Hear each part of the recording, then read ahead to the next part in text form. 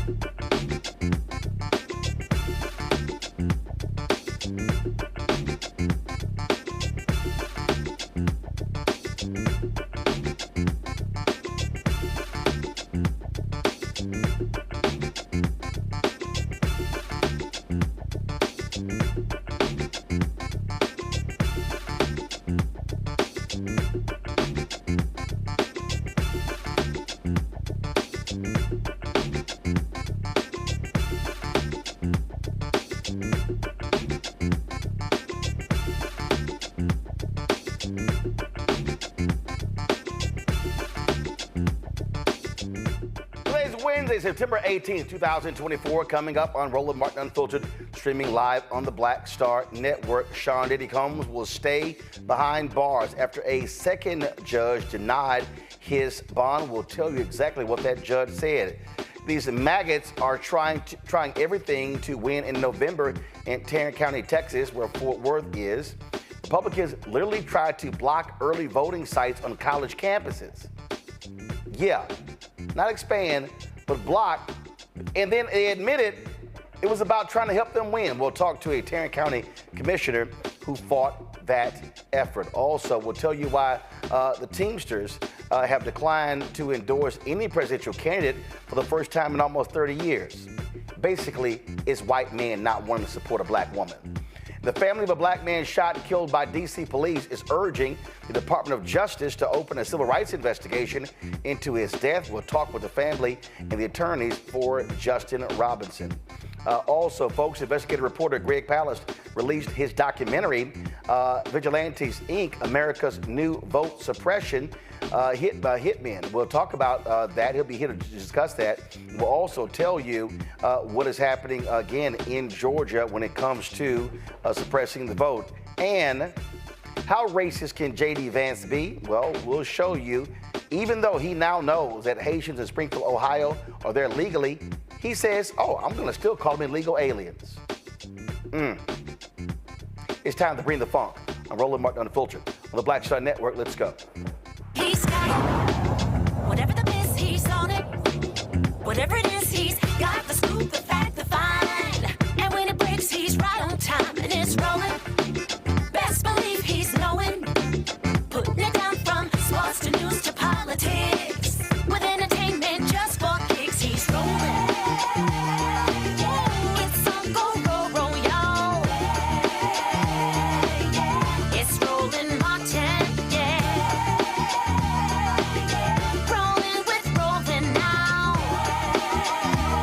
He's funky, he's fresh, he's real, the best, you know he's Roland Martin now.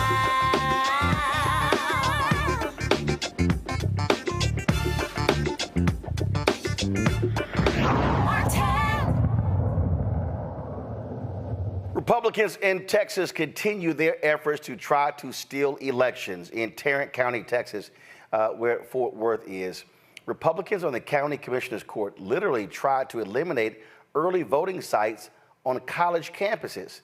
Republican Judge Tim O'Hare questioned the county's proposed early voting location, saying it's not the county's job to make voting easier for specific groups, like students. The two Republicans, Manny Ramirez and Gary Fickers, now they voted against O'Hare's proposal. They now being criticized by the county GOP, claiming that blocking the proposal undermines the ability of Republicans to win the general election in Tarrant County. I thought you win by trying to get as many votes as possible. Really? Right. Okay. Tarrant County Commissioner Yulisa Simmons joins us right now. And Commissioner Simmons, this is just, it's crazy that these folks are literally, Republicans in Tarrant County are attacking two of their own because they dared to want more people to vote and expand access. And also, these early voting sites on college campuses, it's not just students who vote. It's not just students who vote. You've got faculty, you've got staff, you've got residents that live in and or around the campuses that use college campuses to vote. These campuses have been early polling sites for 7 years or so. So this is voter suppression efforts in your face. They are, and they're telling us why they don't want early polling places on college campuses, because they're students are voting more, they tend to be liberal, and they're telling us we've got to stop them from voting. They're saying it, their inside voice is outside. They're telling us. Oh, absolutely. And so they actually put forth this resolution, which is just sort of baffling, because and you would think that county Republicans there would say, okay, this is kind of stupid. Go to my iPad. It says Tarrant County GOP resolution expressing disapproval of Tarrant County Commissioners Manny Ramirez and Gary Fix voting against Republican interests. Voting against Republican interests. Now, first, they say they're committed to advancing conservative principles and supporting Republican candidates. Then they said that Ramirez and Fix voted with Democrats on a key election vote that undermines the ability of Republicans to win the general election in Tarrant County. They said their decision to vote with Democrats will make it more difficult for Republican voters to engage in the upcoming general election, jeopardizing the party's ability to maintain robust conservative leadership in local government. Then they say, by siding with Democrats on measures that weaken the Republican position, Commissioner Ramirez has signaled a disregard for the interests of the party and its constituents. I'm confused. How is this going to, quote, make it more difficult for Republican voters to engage in the upcoming general election? Are they assuming that there are no Republican voters on these campuses? Are they assuming that there are no Republican students, no Republican faculty, no Republican staff? I don't understand how having more early voting locations somehow hurts Republicans from engaging in the political process. So voter suppression is key to keeping Republicans in power here. They know it. The fewer Democrats that vote, the fewer people that vote, that bodes more favorably for Republicans. Republicans vote. You don't have to convince them. You don't have to do all of the things that Democrats have to do to try to drag people out of their homes and remind them to go vote. Republicans vote. They know that with Madam Vice President at the top of the ticket now. There is this renewed excitement. There is interest from young folks, and they're terrified. They may as well say, we're scared to death. And that's what they are saying. They, in the meeting prior to the one in which the early polling list was approved 4-1, they were trying to get TCU off the list, Texas Christian University, in addition to the University of Texas at Arlington. And so when we came back, TCU was back on the list. So I guess the assumption is that the students at TCU are likely more conservative than those at UTA. You got me, Roland, and now they are upset at two of the Republican county commissioners, and I don't feel sorry for them. I've got my popcorn and watching them implode. But this is classic voter suppression tactics, and they're telling them, when you go on your social media or their social medias and you read the comments are blasting Commissioners Ramirez and Commissioner Fickus for voting to do the right thing. Our elections administrator stood up there and said, we've only got 51 early polling sites. I need 60 to 75. But Tim O'Hare, the county judge, insisted on trying to convince his Republican colleagues on the court to vote against this. Well, this is the Texas Tribune. It said during the Emergency Commissioners Court meeting last week, county staff presented 3 lists of early voting locations, all of which included fewer colleges and total sites than in the past. About 10% of the ballots in Tarrant County during early voting in 2020 presidential election were cast on college campuses, according to the county's data. Days before, Tarrant County Chair Beau French wrote in a newsletter that reducing polling sites would be, quote, a serious win for Republicans in Tarrant County. If, unquote, anybody out there who is confused as to where Republicans are, they want to shut down locations. They all across the South in this country, they want to curtail early voting.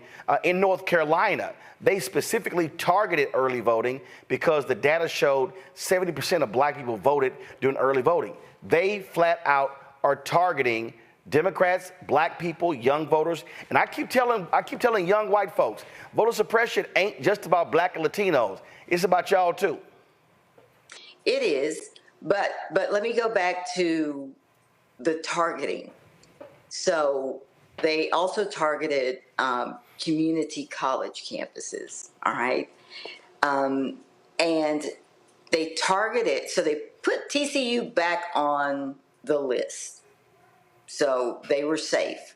Guess they went and did their, some research and determined, or called the university president or something, and realized there are likely more conservative students over there. But I represent Precinct 1, and I couldn't have gotten elected if it was not leaning Democrat. Now, it is becoming more and more of a Democratic animal. Got it. Commissioner Roy Brooks, who has been on the court for 20 years, he represents Precinct 1, and that is, black Tarrant County.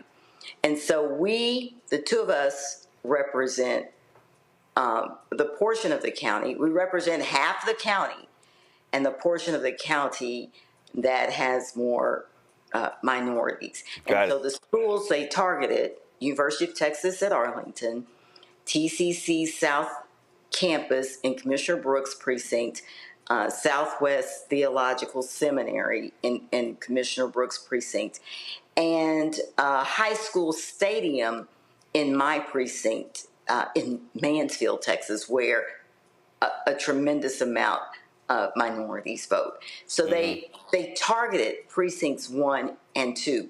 They didn't go targeting precincts 3 and 4, the other half of the county. Well, that's exactly how they roll. Commissioner Simmons, we appreciate it. Thank you so very much, and glad to see Republican colleagues standing up for what's right. In fact, you had a couple of Republicans, Mayor Mattie Parker and, go to my iPad, Representative Charlie Guerin. They defended Ramirez. The mayor said democracy is meant to be an arena for ideas. When we resort to winning at the expense of voter turnout, we've all lost. Manny Ramirez should be commended, not vilified, for doing his job and protecting our fundamental right to vote. Commissioner Simmons, thanks a lot. Yes, thank you. I want to go to our panel here. A. Scott Bolden, he is, of course, chair, National Bar Association Political Action Committee, former D.C. Democratic Party chair, attorney out of D.C. Candace Kelly, legal analyst and host, Not All Hood, South Orange, New Jersey. Kwame Jackson, political strategist, joins us as well. I'm trying to think, is this the first time I've ever had 2 Kappa panelists? Yeah, You're better because of it. You're better for it. Yeah, I hear you had a whole lot to say about me on Saturday, by the way, after I left. Say it to my face. That's right. Say it to my face. What I said is, why don't y'all give? Why don't y'all give him the microphone? So anyway, let me go. Let me go ahead and start. Let me go ahead and start with the sanest, smartest person on this panel, Candace. So let me go first. No, you're not going first. You're not going first. I got this. You're not going first. Candace is going first. Got it? All right, Candace. Got it? Yeah. I'll let you go first, Candace. No, ain't no letting go first. She is going first. See, Candace, this is a thing that people need to understand. When Republicans have power, when they have a majority, in this case, 2 Republicans joined the 2 Democrats on the commissioner's court, and they got voted down 4-1. And they wanted them to vote along party lines. But the bottom line is that when we start looking at all across the country, in the state capitol, in Texas, in Austin, in Florida, in Alabama, in Mississippi, in Arkansas, in Tennessee, in Georgia, we see this all the time, how they use their power, wield their power to shut down early voting locations, to go after voters. They do not want to see expanded voting rights. Pure and simple. This is a Republican strategy. It is not only a Republican strategy, but it's a racist strategy. And these are really rights that have been afforded to us by the Civil Rights Act, by the Voting Rights Act. There are things already on paper that should afford us the right not to be interfered with during this process. But as you said with the guest, not only are they trying to make sure that those who are voting mostly Democrat are suppressed, but they don't care if they kind of get a few Republicans in there along the way, because the goal is very myopic. Let's get rid of those people who want to vote, even if it means that we're going to also lose a few of our Republican votes. But it absolutely makes no sense because of the fact that their laws are already on the books that protect us. But what are they continuing to do? They're continuing to break the laws and make sure that we don't have any rights, especially when you're talking about college kids who are also disenfranchised to a certain level when it comes to being able to get to the polls, having the ability to maybe leave a job, the same way that any adult would have to do. So it's a voting bloc that they're scared of because these younger people, the younger generation, are more liberal, and they are working on these numbers earlier. We saw this strategy, we've seen this strategy before, and it's something that they're just playing out again, but now on college campuses. The thing here that folks have to realize is that, and this is where people, I think, get confused, Scott. So you have Chief Justice John Roberts, when they gutted Section 4 of the Voting Rights Act, touted, the high voting percentages in the country. And it was like, because black people were leaping over all of these problems. And the moment they invalidated Section 4, what happened? These Republicans began to close thousands of polling locations all across the country. They begin to change the voting laws. They begin to target and undo a lot of that progress. And that's what we see. And so the last 4 or 5 election cycles, you've seen a drop in black voter turnout because they have made it harder to vote. And that is exactly their goal. Oh, no question about it. And it's all public information, and Republicans still keep supporting it. I mean, when they gutted Section 5, that meant that that the state could control it. The feds couldn't come in to enforce voting rights laws. 10, 20 years ago, Roland, I think you said this before, that reenacting or re-upping on the Section 5 of the Voting Rights Act was perfunctory on the House and Senate side. Everybody voted for it because everybody believed in democracy. But the Republicans have figured out that their ideas are not popular. If democracy is a place for ideas, they know their ideas are not popular, that they are in the minority in regard to support for abortion or rather pro-life, anti-abortion positions. And so now all they can do to hold on to power as we move towards 2043 is to suppress the Democratic vote, suppress the black vote, and energize their voters and hope that at the state level and federal level, their MAGA supporters, their Republican voters turn out in high numbers to outvote Democrats and independents and voters of color and even women voters now, so that they can win these elections. It's the only way they can do it. So they're not trying to expand their base, right? The Democrats want to expand their base, expand their coalition. The Republicans have conceded they don't have enough votes to win. So now they've got to do this: suppress the black vote and Democratic vote, energize their base with lies and divisiveness and fear. And that's the only way they can win, whether it's the presidency or whether it's a state election or a state judgeship. Kwame?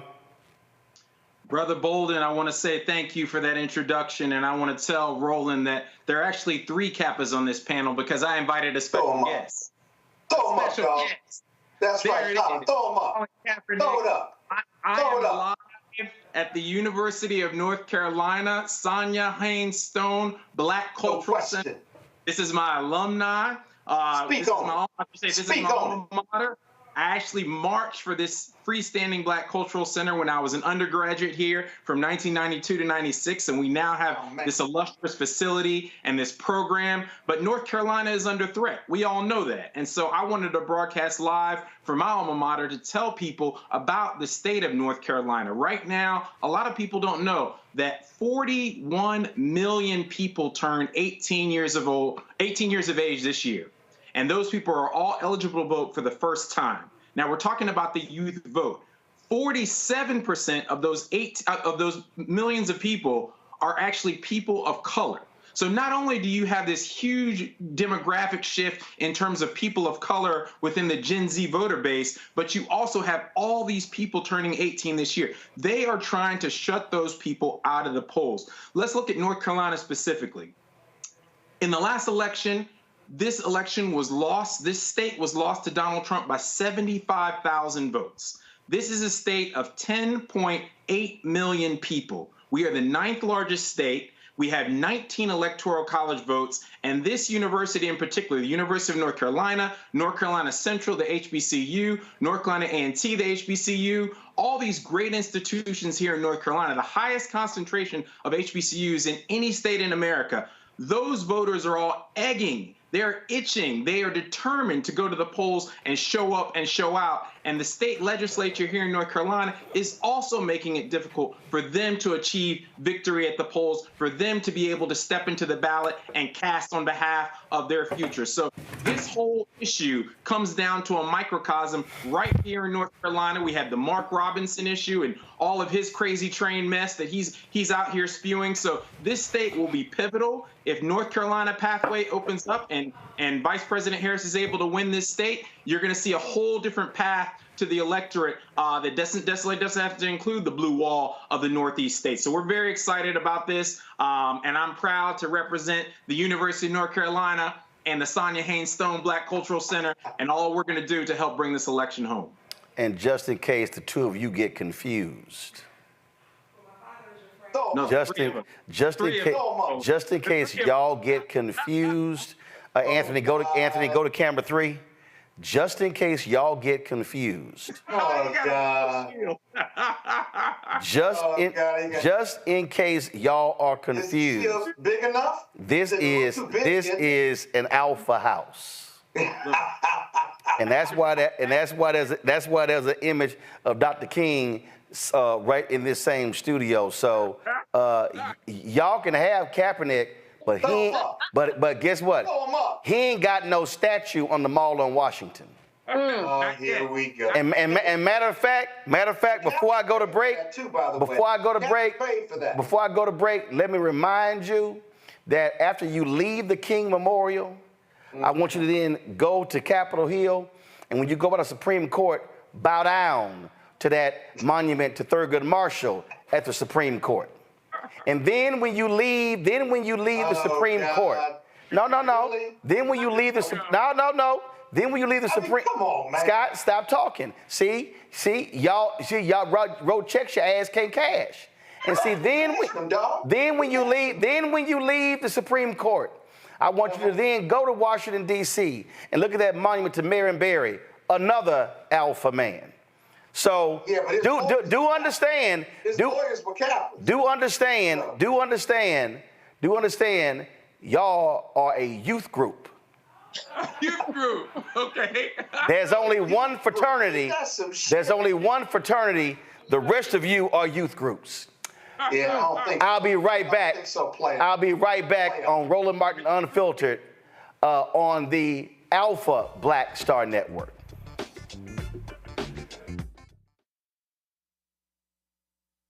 He told us who he was. Should abortion be punished?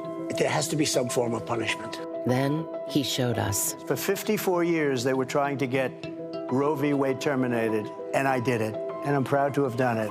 Now Donald Trump wants to go further with plans to restrict birth control, ban abortion nationwide, even monitor women's pregnancies. We know who Donald Trump is. He'll take control. We'll pay the price. I'm Kamala Harris, and I approve this message. In 2016, Donald Trump said he would choose only the best people to work in his White House. Now those people have a warning for America. Trump is not fit to be president again. Here's his vice president. Anyone who puts themselves over the Constitution should never be president of the United States. It should come as no surprise that I will not be endorsing Donald Trump this year. His defense secretary. Do you think Trump can be trusted with the nation's secrets ever again? No. I mean, it's just irresponsible action that places our service members at risk, places our nation's security at risk. His national security advisor. Donald Trump will cause a lot of damage. The only thing he cares about is Donald Trump. And the nation's highest-ranking military officer. We don't take an oath to a king or a queen or to a tyrant or a dictator. And we don't take an oath to a wannabe dictator. Take it from the people who knew him best. Donald Trump is a danger to our troops and our democracy. We can't let him lead our country again. I'm Kamala Harris, and I approve this message. IVF is a miracle for us because it allowed us to have our family.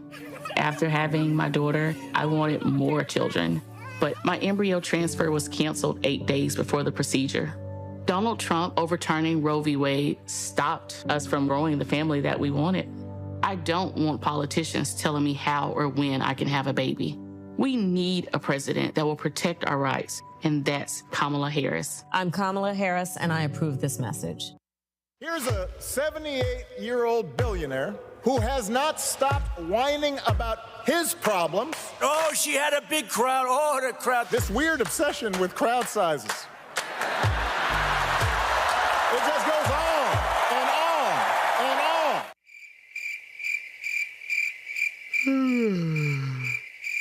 America's ready for a new chapter. We are ready for a President Kamala Harris. I'm Kamala Harris, and I approve this message. The overturning of Roe almost killed me.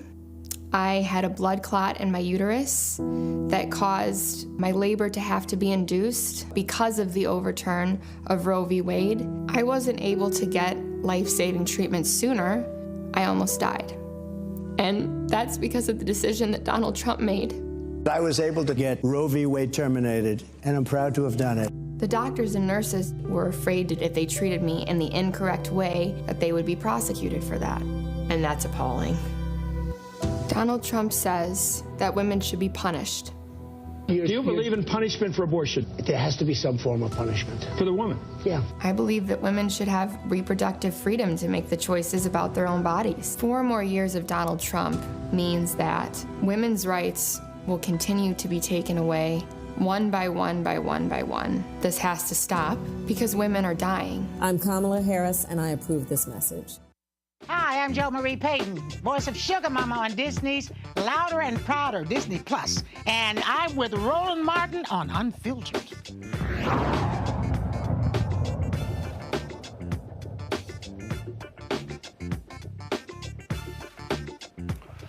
You know, in 2016, a lot of people talked about economic anxiety, and that's what was going on with so many people in this country.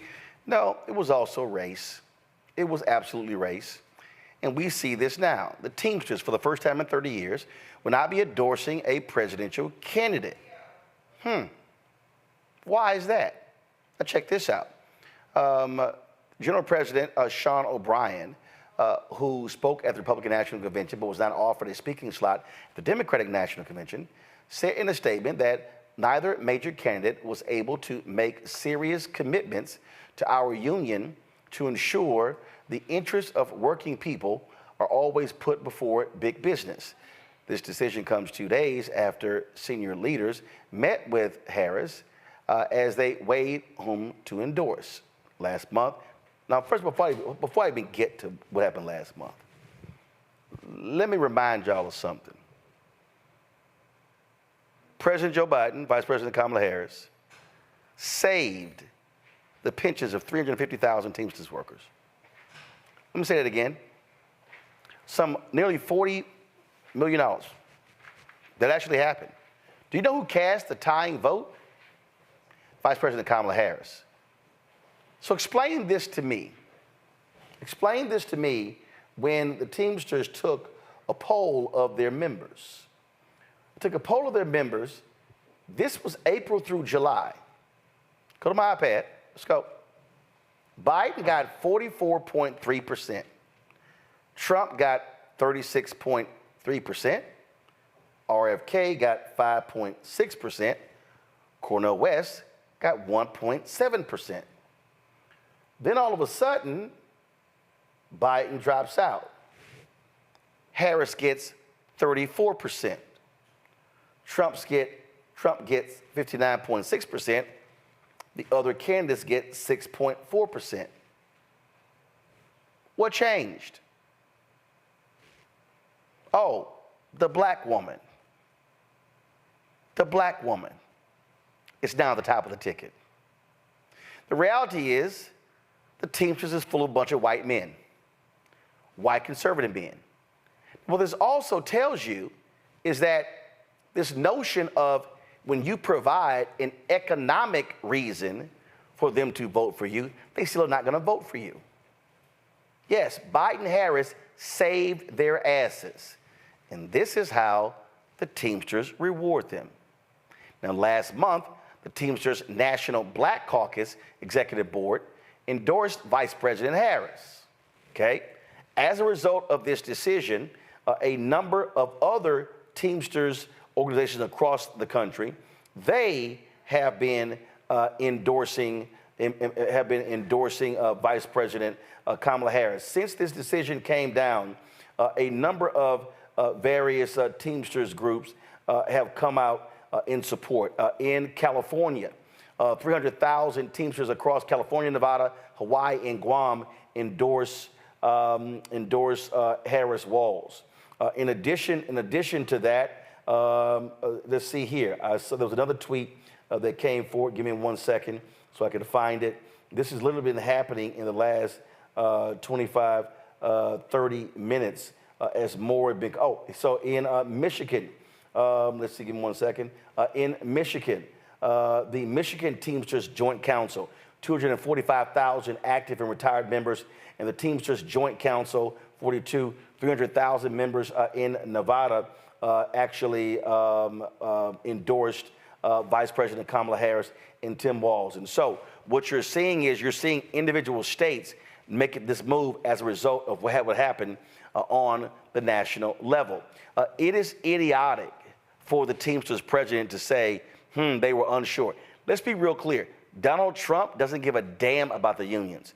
Let me remind people, when President Joe Biden walked the picket line, guess who created a fake group of union workers? Donald Trump. Who hired actors? Donald Trump. He doesn't give a damn about these unions. And so these white men are doing what they've always done, vote against their own economic interests. So you're voting for a man who doesn't give a damn about unions, a man who said, oh, fire them. But you oppose the woman who is the vice president of the president who saved your asses. This goes to show you in this country, Scott, where white men and white folks will gladly vote against their economic interest for other reasons. This is clear and undeniable. For racial reasons. What is it about the melanin in my skin or yours, man? I'm telling you, it drives white folks crazy. Our blood is the same. Why do you think my book is called White Fear? How the Browning of America is making white folks lose their minds. I agree. Where the Democrats saved their butts financially. Literally, she cast the deciding vote because the Republicans don't care. And you know, I used to think that money in America trumped everything, even race. You can make money, they don't care who they make money with. And then you get stories like this that challenges the very foundation of that supposition. And that is that race still matters in 2024. 2043, where we're going to be a country of color, still matters. White fear still matters. And therefore, because she's a black woman and a part of the Biden-Harris team that it saves them, to walk the picket line for them, that it doesn't matter about how Donald Trump doesn't care. The only thing that matters is race. You got generational racism, where we're teaching young people to hate black and brown people because that's the only way you can have generational racism. Like, nobody's born with a racist gene, right, as Janetta Coles once said. And so we're teaching them to hate us every generation. And in the end, this is an example of what you just described with the union, that it's the melanin in your skin. Got nothing to do with money or righteousness or justice or freedom. It's just got to do with the color of your skin, period.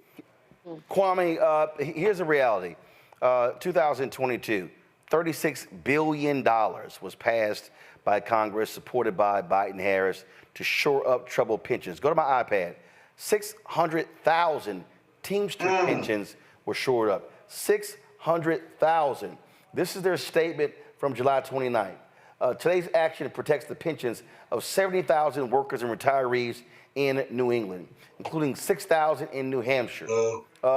We protected more than 40,000 Teamsters in Ohio and Michigan, more than 30,000 in Illinois and Missouri, more than 20,000 in Wisconsin, Minnesota, and Pennsylvania.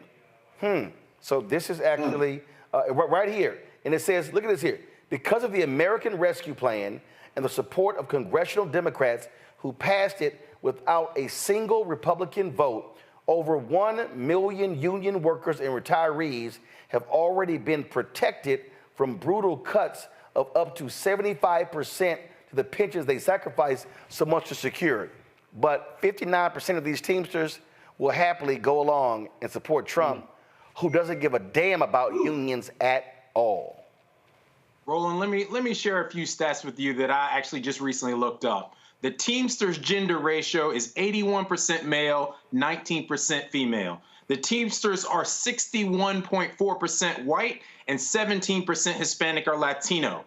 And their average age is 47 years old. The Teamsters represent the old white male patriarchy of the working class. And they are afraid of the new America that is the browning of the America, the blackening of America that we all know is not just the trend, but is actually here and arrived. I always say, look, everything is not racism, but race is involved in everything. And so this is an example of actually race being involved in everything. They said when we had the launching of the Tea Party way back when that, you know, it was all about economic anxiety and economic dislocation and people feeling like they're being displaced. that was fundamentally about race. And we see that same Tea Party energy carrying over to MAGA, carrying over from MAGA now to this same vote with the Teamsters. This is a core tenet of the American populace. It's a core tenet of the American voter, and it's something that they're really scared about. You can't save people's houses and mortgages and their jobs and their cars and the ability to pay for their kids to go to college, and then at the same time, people turn around and vote against their own economic security and their own economic futures. This is a disgrace, and this is something that,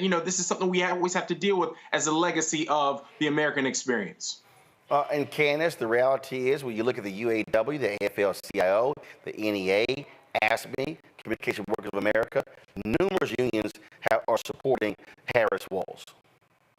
Absolutely. In this one, you have what about 1.5 million members who are thinking otherwise, and as the panel has discussed, has been saved over and over again. Their livelihoods have been restored. This reminds me of something that somebody said the other day, that yes, Kamala is ahead in the polls. She's doing well. She's raising money. But what will kind of the human being do when they go behind doors? And this is what we're talking about. What is the nature of who they are and who they think about themselves inside of the context of America? These are people who historically have always been at the top, the privileged ones, the middle class ones, the ones that have had jobs. And now that they see sometimes the tide is turning and they're not at the top, they are scared. And that is a problem. To further that, we are talking about people who are also making hiring decisions, who are making decisions in what they're doing within their own jobs. And it's this type of racism that comes into play when they're making those decisions representing their union. Their natural humanity is speaking loud volumes. It's not something that we should be surprised about, but it is something to really kind of look at and examine because of the fact that the Biden-Harris administration has done so much for them. But it says something about the core of who we think we are as America, but who we really are when we have to show up and represent what we believe in. Often it goes against the grain of what anybody ever thought it would have been, and that's what's happening here. Let me also add, Roland, let me also add that what I think is at the core of a lot of this fear is the ability of someone to just show up and be average. Let me talk about that. That there's a sense of entitlement that's always been part of America, that if you just went to high school, did an average work, that you would be entitled to a house. You'd be entitled to, 2 kids in a garage and a minivan and sending your kids to college. And that ability to just show up and be average is being taken away. That you now have to show up and be excellent, the way Black people have always had to do. And that ability has been taken away, and it scares people. So we have to realize that, you've got this comfort with people in terms of their ability to just be average, their ability to slide through, and now the bar has been shifted and changed. And that's a very I'm glad to see the various states make their own decision. California, Michigan, Nevada, Wisconsin, in supporting them, because again, their butts were saved by Biden-Harris, and now they're trying to have it both ways. And remember, O'Brien spoke at the Republican National Convention. They were hoping to get an invitation at the Democratic National Convention. They were not offered one. And hell, I don't think they should have been offered one. They should have been offered one.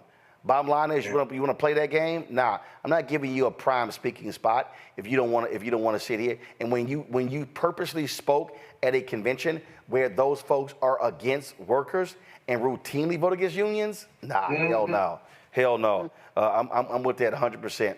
All right, folks, let's go to a break. We come back. We're going to talk about a shooting that took place here in Washington, D.C. The family there demanding the Department of Justice step in. Also, how racist can J.D. Vance be? Still continues to say, calling Haitians illegal aliens, even though they're in the country legally.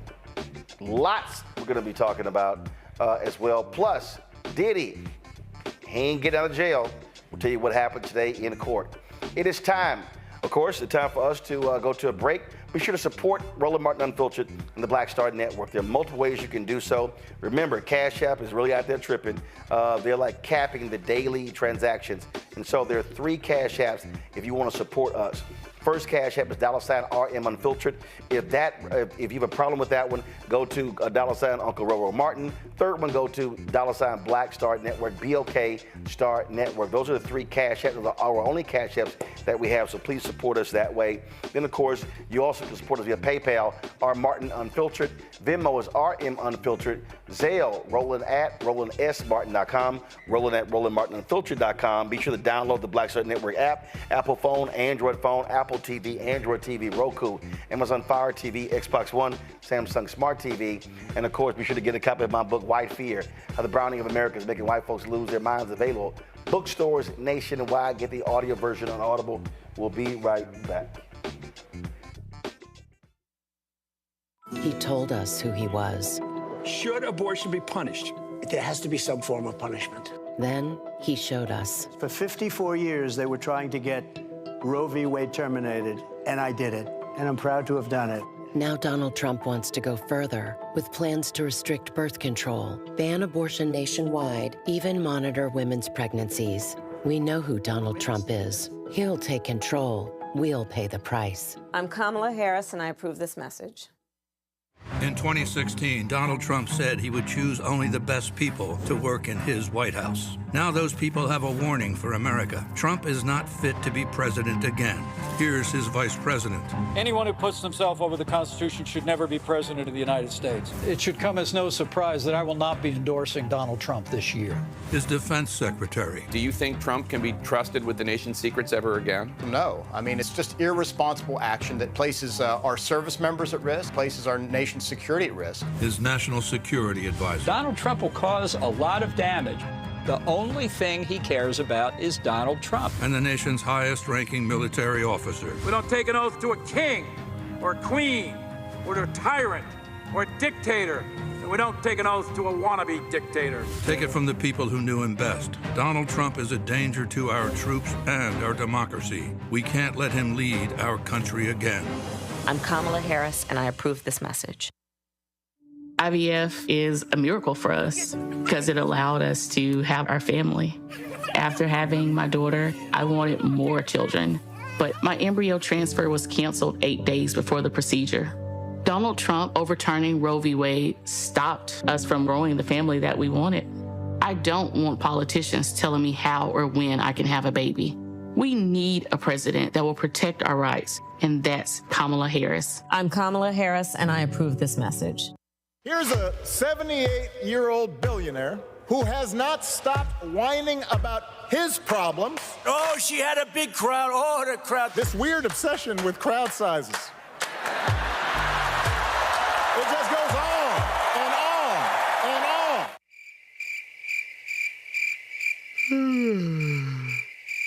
America's ready for a new chapter. We are ready for a President Kamala Harris. I'm Kamala Harris, and I approve this message.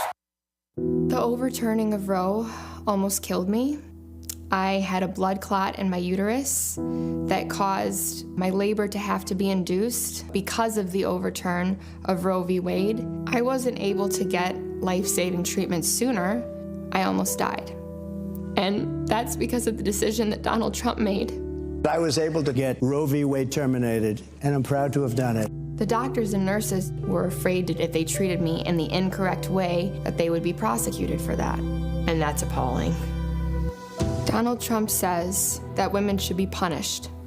Do you believe in punishment for abortion? There has to be some form of punishment. For the woman? Yeah. I believe that women should have reproductive freedom to make the choices about their own bodies. 4 more years of Donald Trump means that women's rights will continue to be taken away one by one by one by one. This has to stop because women are dying. I'm Kamala Harris, and I approve this message. Hi, I'm Isaac Hayes III, founder and CEO of Fanbase. Fanbase is a free-to-download, free-to-use, next-generation social media platform that allows anyone to have followers and subscribers on the same page. Fanbase was built through investment dollars from equity crowdfunding from the Jobs Act. People just like you help build Fanbase, and we're looking for more people to help build Fanbase. We are currently raising $17 million in a Regulation A crowdfund on Start Engine.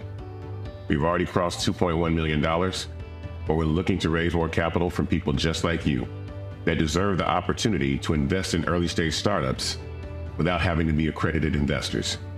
So right now, I'd like you to go to startengine.com/fanbase and invest.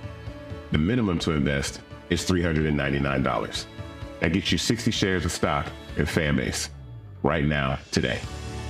And then use Fanbase to connect with friends, grow your audience, and be you without limits.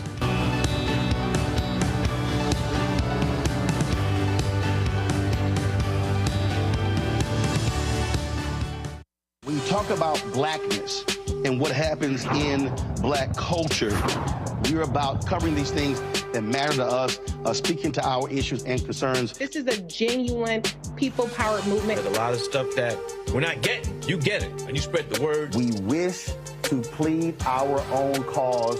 Too long have others spoken for us. We cannot tell our own story if we can't pay for it. This is about covering us. Invest in black-owned media. Your dollars matter.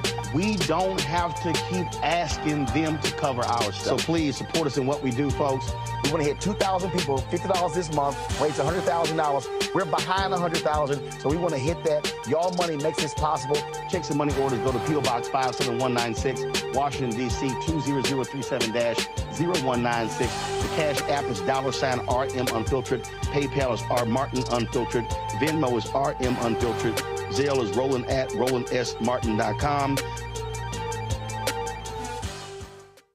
This is Essence Atkins. What's the love king of R&B, Raheem Devon? It's me, Sherry Shepherd, and you know what you're watching. You're watching Roland Martin Unfiltered.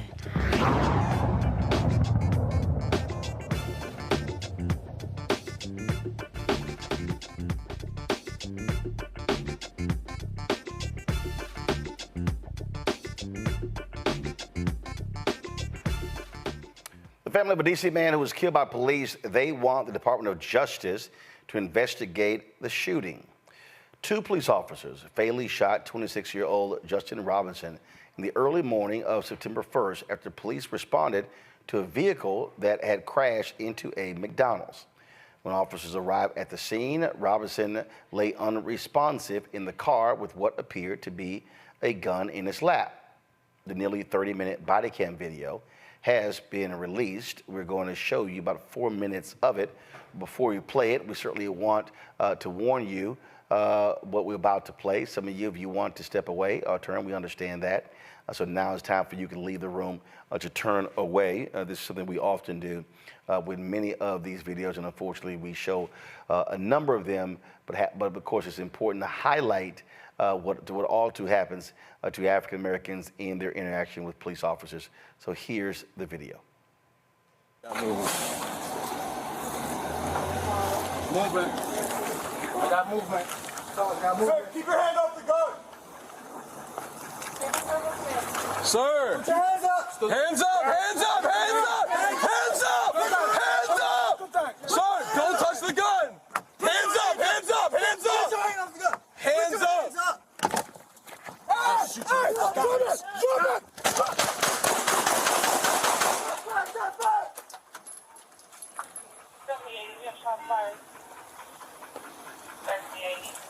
Hands up! Hands up!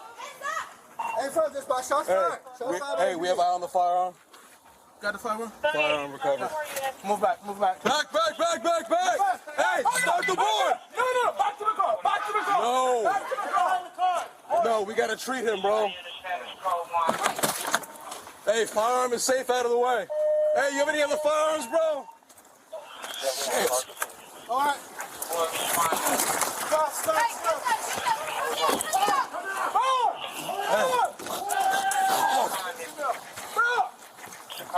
Hey, somebody grab a kit. Grab a tech kit. Grab a kit. Grab a kit. They're coming back. Right here. Adult male. At least once here. Hey, officer. Yeah, we got you. Is anyone in there? Anybody got shoes? Hey. We gotta go.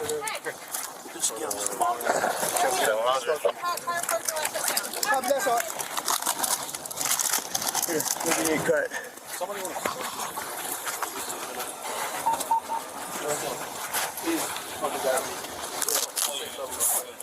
Yeah, what you think is going to happen?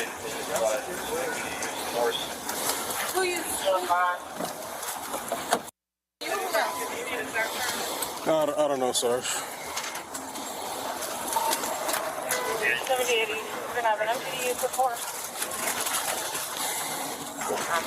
Good. Board is already here working on it. Joining me in studio is Tralisha Robinson. She is Justin Robinson's sister and two of the Robinson family attorneys, Andrew Clark and Jade Mathis. Glad to have all three of you here. Unfortunately, under these circumstances, never good to do so. Andrew and Jade, I want to start with you first. First of all, in watching this video, how many shots were fired? 10 shots were fired. Okay, 10 shots were fired.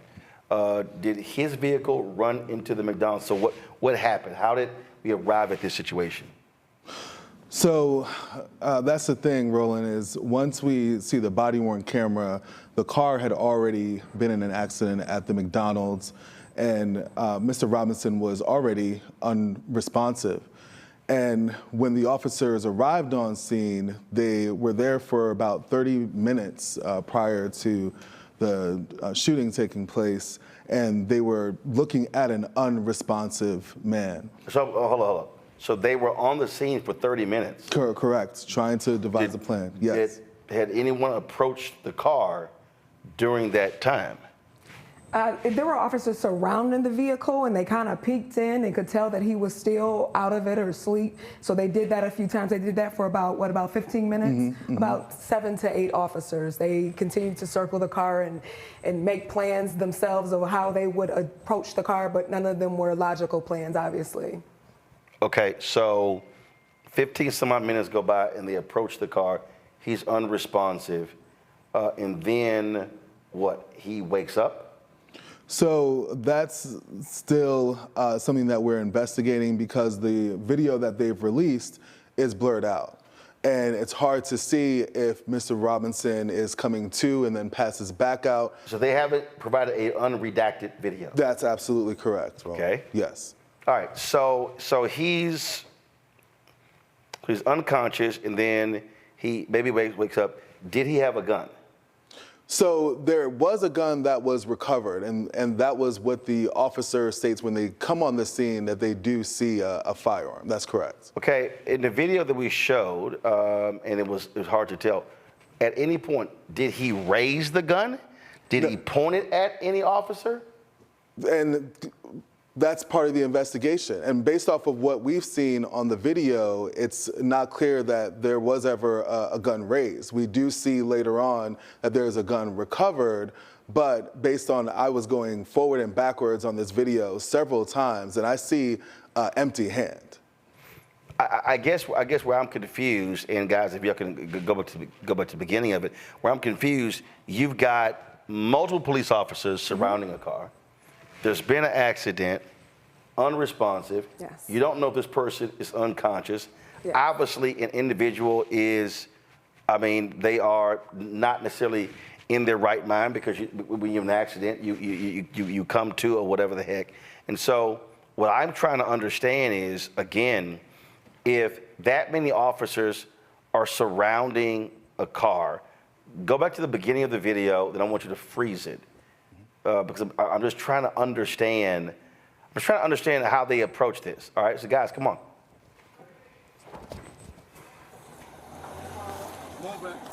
So I see. Keep your hand off the gun. Sir. Hands up. Hands up. Hands up. Hands up. Hands up. So this freeze it right here. Freeze it right here. Freeze it right here. Now, this is what I don't understand. There's at least 4 officers on the left side of the vehicle. It appears as if there are more cops on the right side of the vehicle. Okay, so this body cam right here, what I don't understand is if you see a weapon, why are you standing in that position as opposed to where the other officers are, where you're sort of behind the individual? To understand, and then the other piece is roll it back, just scroll back. No, don't play it. You got movement. Movement. I got movement. Okay, so you hear them saying you've got movement. We got 4 cops right here. Sir. We've got. Hands up. Stop. Looks like you got 2 to 3 cops on the right side. You literally have a situation. I understand they say they see a gun, but you have a situation contained. You've got 7 to 8 cops surrounding a car that's been immobilized. It's been an accident. He's unconscious. And so I don't understand why, in this situation, Tralisha, that they needed to fire when he's not going anywhere. Like literally, if the officers sort of stay back, all of a sudden and talk to him or whatever, he's not in a position to fire anyone. Yeah. That's just me. For you, it's got to be just insane to have to see that. So I've watched it plenty of times. It doesn't get easier each time I watch it. I just don't understand why didn't they try to get him to come alert? Why didn't they announce themselves prior to? Why weren't other tactics thought of? I just don't understand. And in this video where they blurt his face out, he appears to go back out. So I just don't get it. I mean, Jade, I understand, listen, when someone has a weapon, I get that. But what I also understand is that if you're a police officer, you should be putting yourself in in a defensive position, as opposed to literally putting yourself in the line of fire, if you will. Yes, tactical. I think everything from when they arrived on scene, you can't see it here, but there was a fire truck off to the side, there was the EMS off to the side. He couldn't, if he decided to wake up and drive off, he couldn't have done that anyway. So I think just tactically, for it to be almost approximately 10 officers out there, and not one of those officers could have made a common sense or a trained decision, I think that says a lot. And I'm going to be very honest with you, Roland, because I don't sugarcoat things. If this was a different scenario, i.e. a McDonald's in Georgetown, and there was a Prius with someone of a much lighter skin hue and blonde hair and blue eyes sitting behind it with the Georgetown hoodie on, with Virginia license plates, they would have mediated. They would have handled this completely different. They would have called his parents. They would have called and shut the McDonald's down as long as they needed to. They would have made sure he made it to where he had to be. They would have took every precaution. Play the video because when they approached, I want to see, when they approach the car, they try to open the door and it looks like it's locked. So play that because I want to. Movement. I got movement. Sir, keep your hand off the gun. Sir. Put your hands up. Hands up. Hands up. Hands up. Hands up. Hands up. Sir, don't touch the gun. Hands up. Hands up. Okay, stop right there. Okay, so again, this is just where I'm still confused here. Y'all said they're on the scene for 30 minutes. Mm-hmm. So this is not like they just arrived, they're on the scene.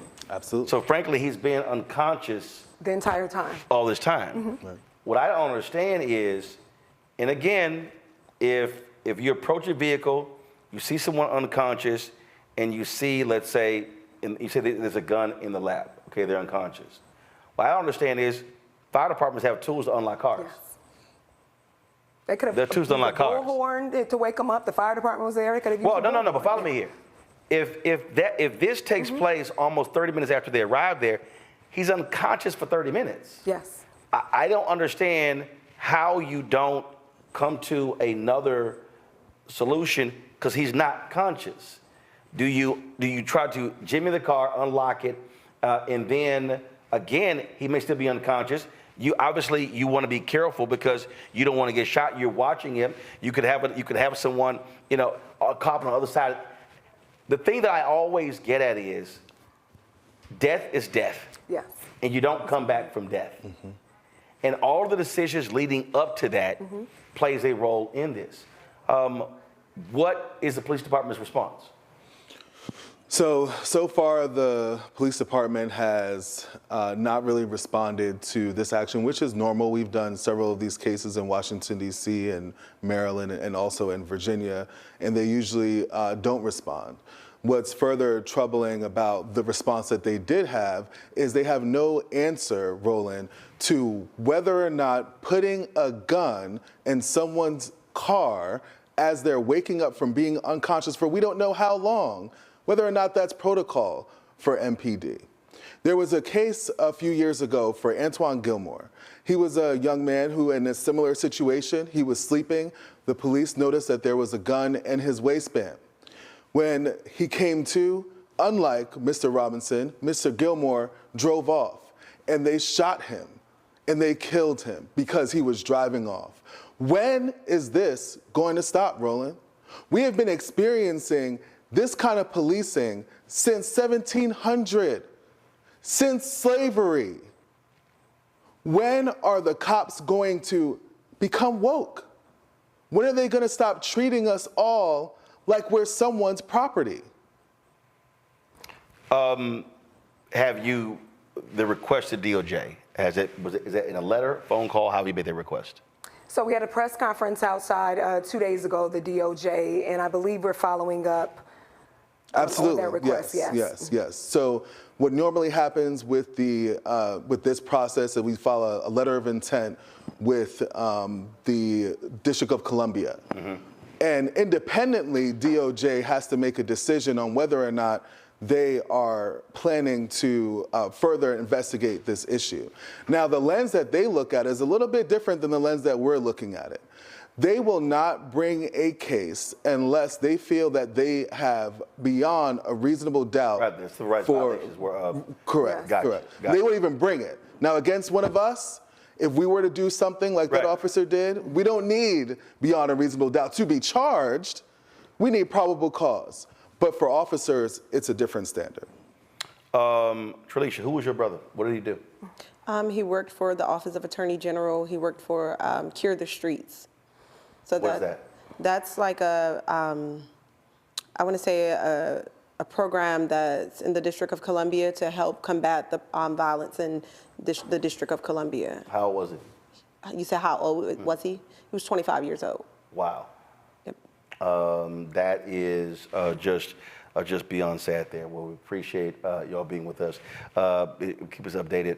Let us know what happens. Before I do that, let me go to my panel. We'll go to Scott Bolden first. Scott, you saw the video. Your assessment of what you saw. Yeah, you and I have broken these videos down quite a bit. So the first thing is this, right? Dangerous situation. He's asleep, car's locked, but you got the police officers there for 30 minutes. Did you notice the one police officer, he had a riot shield, a riot gear shield, right? Two, they did not have the police dogs there, but he had a shield, right? So why wasn't the police officer with the riot shield, or two or three of them, approach the car? The car wasn't going anywhere. Secondly, because he has a gun doesn't automatically mean he's a threat to the police. Right. They're yelling at him. He might have a license to carry that gun. Yeah. Think about it, Roland. But also they're yelling at him. There was an accident. If you've been there 30 minutes, he's unconscious. So if I'm unconscious, you're yelling at me don't really mean anything because my ass is unconscious. Okay, but then he wakes up, right? And when you wake up, your natural movement is to put your hands on the steering wheel. Or you're startled.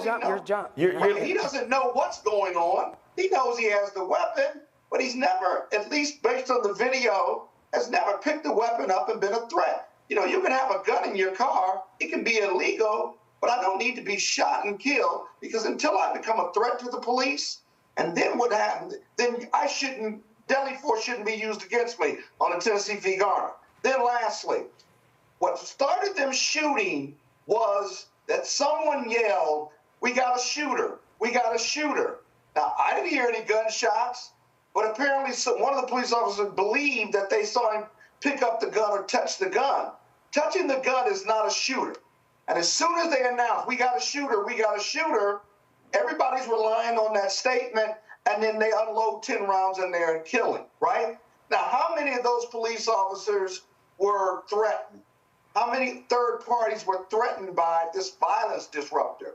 Your brother was a violence disruptor who worked for the government, okay? I mean, that's what the press is saying. That's what the cats on the street say. He was a good dude. I know a little bit about this case indirectly. And so now you've killed him, and you still really don't know what you got, because there's no way he could have been a threat to those 10 police officers. And so here we got another dead man at the hands of police. The police, I tell you when they're going to stop. They're not going to stop until they see your brother and other black men and women like you and me as human beings, because they don't see us as human beings. They don't, whether they see us as property or below you, they don't see us here. Because if they saw me as a human being, they give me every benefit of the doubt, no matter what the situation is, in order to preserve my life. Right. To preserve my life. Right. And yet they didn't.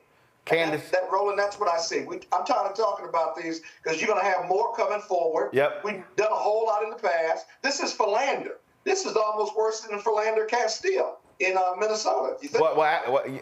Remember, Philander Castile, he told the cop, I have a gun. A license for this gun. He literally said it, and he still got shot. Candace, your assessment. Candace, your assessment.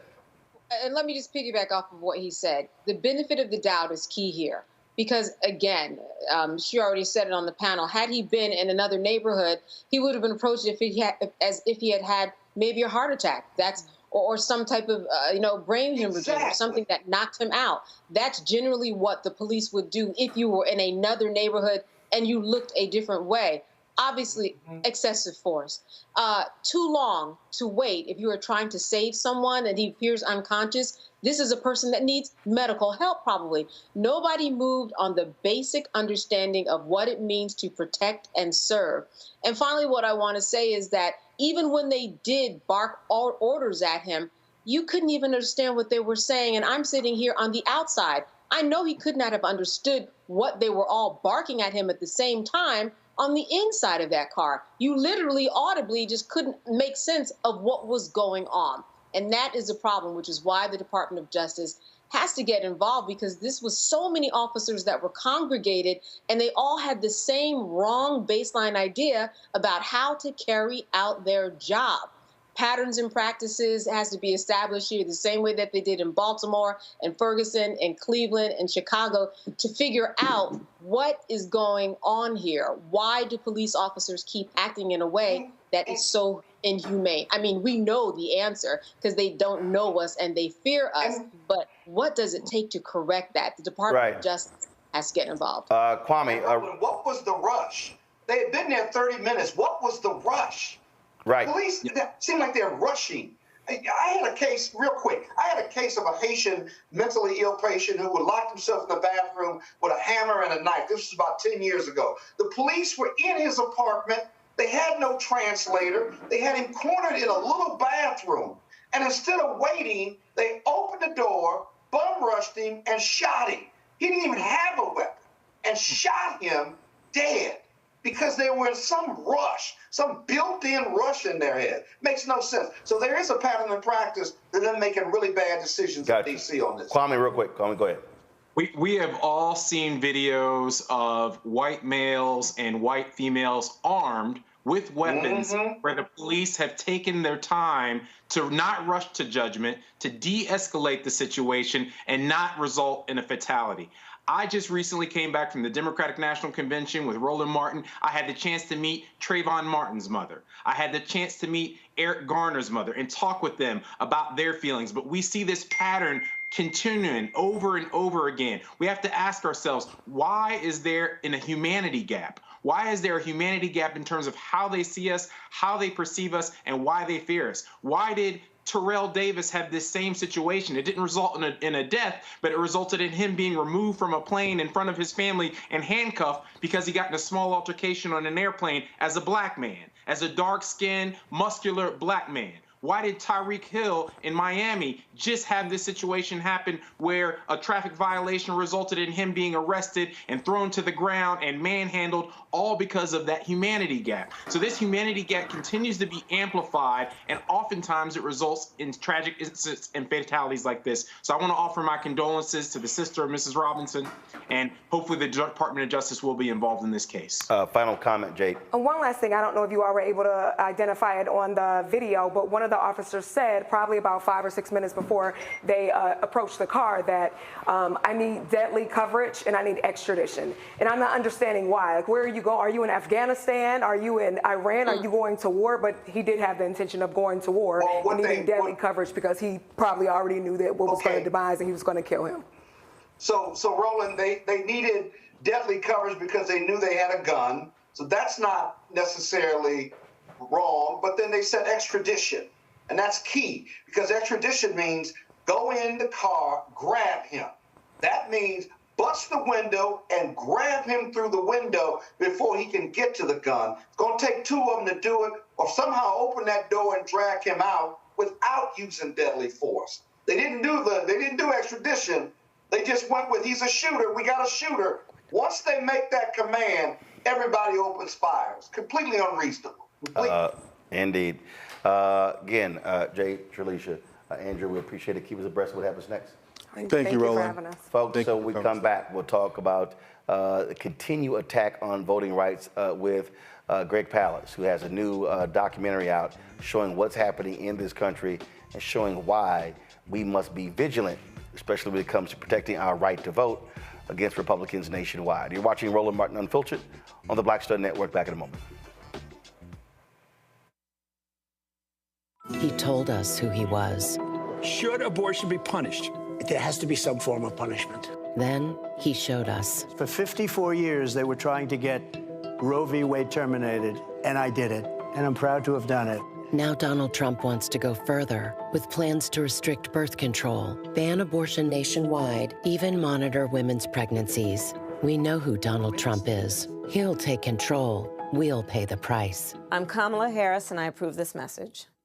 In 2016, Donald Trump said he would choose only the best people to work in his White House. Now those people have a warning for America. Trump is not fit to be president again. Here's his vice president. Anyone who puts themselves over the Constitution should never be president of the United States. It should come as no surprise that I will not be endorsing Donald Trump this year. His defense secretary. Do you think Trump can be trusted with the nation's secrets ever again? No. I mean, it's just irresponsible action that places our service members at risk, places our nation's security at risk. His national security advisor. Donald Trump will cause a lot of damage. The only thing he cares about is Donald Trump. And the nation's highest-ranking military officer. We don't take an oath to a king or a queen or to a tyrant or a dictator. And we don't take an oath to a wannabe dictator. Take it from the people who knew him best. Donald Trump is a danger to our troops and our democracy. We can't let him lead our country again. I'm Kamala Harris, and I approve this message. IVF is a miracle for us because it allowed us to have our family. After having my daughter, I wanted more children, but my embryo transfer was canceled 8 days before the procedure. Donald Trump overturning Roe v. Wade stopped us from growing the family that we wanted. I don't want politicians telling me how or when I can have a baby. We need a president that will protect our rights, and that's Kamala Harris. I'm Kamala Harris, and I approve this message. Here's a 78-year-old billionaire who has not stopped whining about his problems. Oh, she had a big crowd. Oh, the crowd. This weird obsession with crowd sizes. It just goes on and on and on.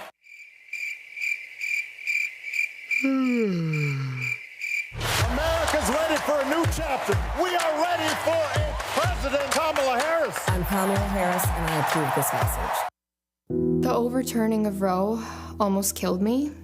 I had a blood clot in my uterus that caused my labor to have to be induced because of the overturn of Roe v. Wade. I wasn't able to get life-saving treatment sooner. I almost died. And that's because of the decision that Donald Trump made. I was able to get Roe v. Wade terminated, and I'm proud to have done it. The doctors and nurses were afraid that if they treated me in the incorrect way, that they would be prosecuted for that. And that's appalling. Donald Trump says that women should be punished.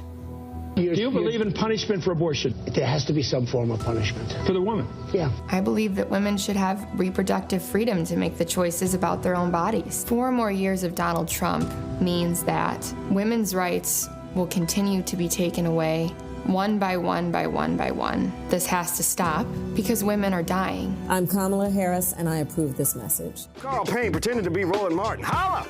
You ain't got to wear black and gold every damn place, okay? Ooh, I'm an alpha, yay.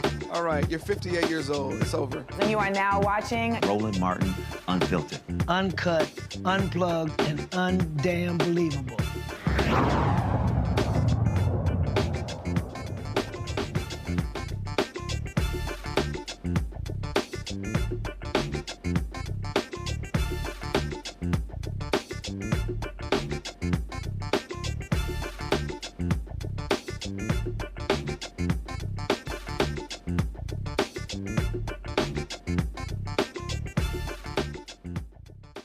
Folks, earlier we talked about how Republicans are doing all they can to suppress the vote. We talked about what happened in Texas, but we see what's happening in Georgia.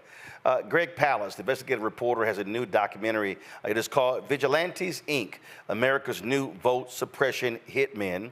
It's narrated by Rosario Dawson and produced by Martin Sheen. It is about the latest attacks on the right to vote. Here is a sneak peek.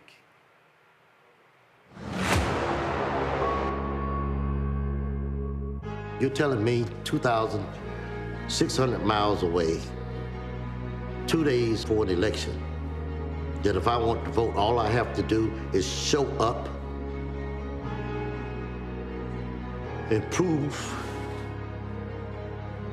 as an American citizen that I have the right to vote again?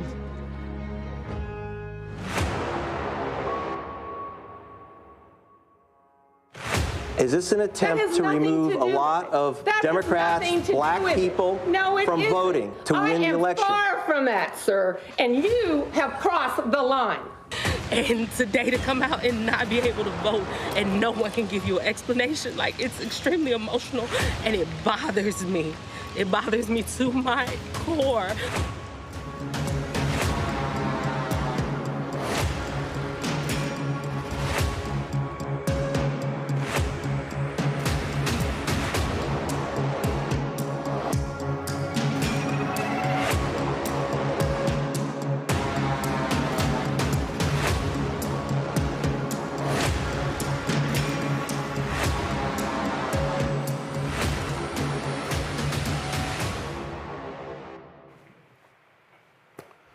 Greg joins us now from Los Angeles. Greg, glad to have you here. So, I mean, you really spent a lot of time in Georgia looking at what's going on in that particular state and all of the ways that they are doing all they can to, frankly, steal the 2024 election. They are scared to death of losing Georgia again, and Republicans are hell-bent in that state and others to ensure they do not lose. Oh, yeah. So here's the new deal. The reason it's called Vigilantes, Inc. is that's the name that the Ku Klux Klan incorporated under. But now, and they came up with these vigilante attacks in 1946 where individuals are challenging voters, black voters, saying they shouldn't be allowed to vote. That was considered illegal in 46, but they brought it back. Donald Trump brought it back with his cronies in 2020. But they only had 88 vigilantes and only in one state, Georgia. But those 88 vigilantes, you heard that woman throwing me out. You heard when I asked her, is this an attempt to remove black voters, Democrats, from the voter rolls? And that woman personally, are you ready for this, Roland? She personally challenged 32,000 voters. She's a Republican Party official, and she challenged 32,000 voters in Cobb County, Georgia alone. So what they did was by changing the law, they allowed one individual to literally challenge thousands of people. No standing, no requirement. They could just come up and make an allegation, and all of a sudden you're screwed. Yes, and one of the people that was screwed, as you say, you heard of, and so those of you watching, that was Major Gamaliel Turner. He's America's expert on warfare of the future. He's from Columbus, Fort Benning, Georgia. He was assigned by the military to Fort Hueneme, California, and the Republican Party chairman in southern Georgia challenged his right to vote because they said, well, he doesn't live in Georgia anymore. He's in California. This vigilante Republican official, remember, this is not a government official, this is a Republican Party official. And this Republican Party official challenged Major Turner and 4,000 other black soldiers. Can you imagine? Black soldiers assigned to Afghanistan, black soldiers assigned to Germany and California. But I thought they loved the military. Oh, they love the military if you're white military, if you're Republican military. But remember, the military has an awful lot of African Americans and people of color. So they challenge these people because they know that the military doesn't love Trump. You know, this is the guy who said, you know, the guys in the military graveyards are just a bunch of losers. No, they don't like him. And so they took away Major Turner's vote. And you heard him say, so he calls up now, again, this is not government. It's as if Greg Palast said, oh, Roland Martin doesn't live wherever you live in your state, I don't know, D.C. or wherever. Roland Martin doesn't live there. Don't let him vote. But they're not doing it with one voter where they fill out a form. They're sending in emails with lists of thousands of voters. So this guy sent in a list of 4,000 black soldiers, blocked them from getting their vote. The major calls from California, says, where's my vote? Where's my ballot, my absentee ballot? He said, oh, no, you've been challenged, Mr. Turner. So if you want to get your ballot, all you have to do is fly 2,600 miles to our office and prove you're an American citizen. What? White voters didn't have to do this. And it was 180,000 voters. And by the way, Major Turner, as you'll see in my film, Major Turner does go to Georgia. And he brings, so he flies 5,000 miles round trip. And he also brings in a voting rights attorney, Mark Elias, who is now Kamala Harris's voting rights specialist. And he got his vote back. He had to go to federal court. Imagine he had to drive, go 5,000 miles round trip, go to federal court. His vote was restored, but you know, the judge would not allow the other 4,000 black men to get their votes. The 32,000 votes, we were able to block that lady because people saw my film, Vigilantes, Inc. And the elections board, even the Republicans said, we're not going to accept this stuff. But now it's getting worse. So here's the danger, Roland. Now, again, my film is called Vigilantes, Inc. And I want to mention something very, very quickly. You can actually stream the film starting today for free if you go to saveyourvote.org. And thank you very much to Jamie Foxx and Leonardo DiCaprio and George DiCaprio, my producer, one of my producers, who is saying, you can go to gregpalast.com, gregpalast.com, and download the film for free, or saveyourvote.org. And they've made it available for free streaming. Send around the link. And by the way, if you go to saveyourvote.org, we show you how to check your registration. We show you we give you the phone numbers in case you need lawyers when you're at the polling station and you find out you've been challenged. We're going to help you get through this. We got to fight it back. I'm working with Black Voters Matter, with the Reverend Jesse Jackson, who I spoke to this morning, Martin Sheen, NAACP. We're not standing here letting these vigilantes pick our president rather than the voters. Question for the panelists. Kwame, you're first. You know, when I look at this incident, one, I want to give you a lot of commendation for making this movie come together. But I've also looked at some of the stats where they say basically the people of color represent around 30% of the electorate, but we only cast about 22% of the actual ballots. So if we have that gap of about 8%, what do you think that's driven by? Is this driven by all the things you highlighted in your movie, or do you see more? Yes, absolutely. When we say that there was a lower turnout amongst minority voters, especially black voters, it's not that they're not trying to vote. Did you know that, you go in, you've been challenged or you've been purged, and they hand you something called a provisional ballot? I call it a placebo ballot. They make you think you voted, but you haven't.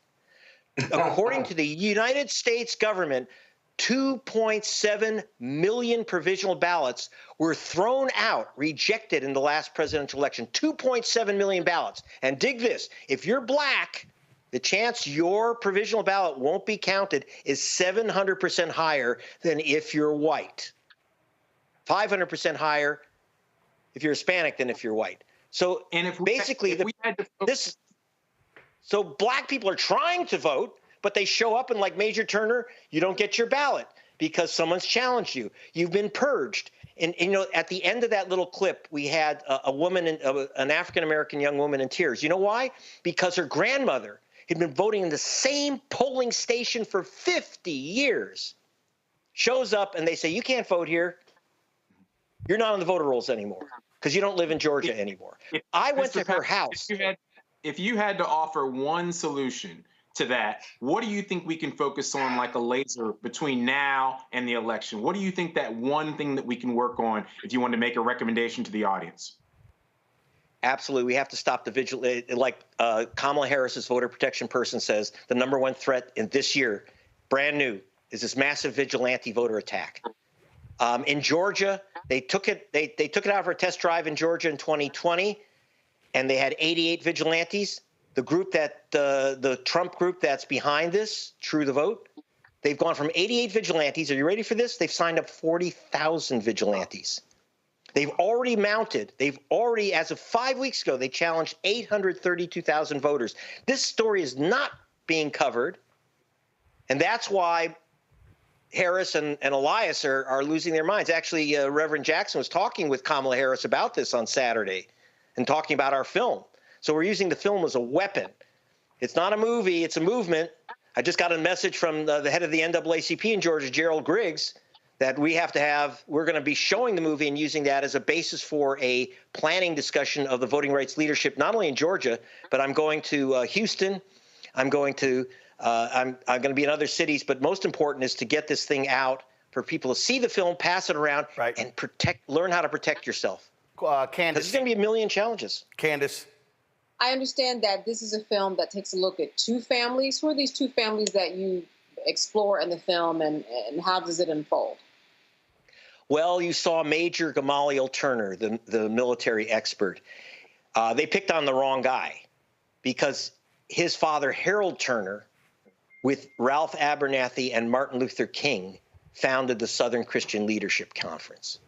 They picked a major voting rights, civil rights family of Georgia when they picked on Major Turner. So we follow him versus the guys who really set him up. That is Governor Brian Kemp of Georgia. And Kemp is behind all this vote suppression trickery. And in fact, now his family, they call themselves Kemp now, but they used to be called Habersham. He doesn't like to use that name. You know why? Because it was his family. It was the current governor's family who first brought enslaved Africans to Georgia. Slavery was against the law in Georgia until just before the American Revolution, and the Kemp's family got a special dispensation to bring in slaves from King George III. And that started the whole plantation enslavement system in the South. Was started by his family, and the source of this guy's many millions is literally taken off the backs of black people. Scott? Hey, thank you so much for your movie. I'm going to put my law hat on, my legal hat. I know Mark Elias, he does great work. But if I'm in Georgia and I've been taken off the voter rolls, don't I have some due process rights?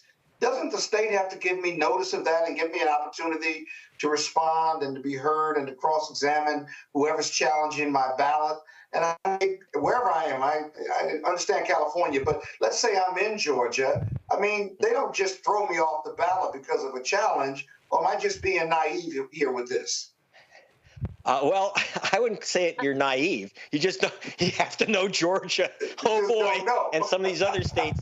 And so they're supposed to send you a postcard, but it looks like junk mail. You've been challenged.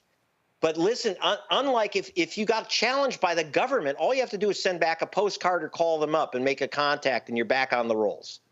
Okay. But when you're challenged by a vigilante under Georgia state law and other southern state laws, especially and in Arizona and other places, you have to physically go into the office and prove you are an American citizen and you live where you live.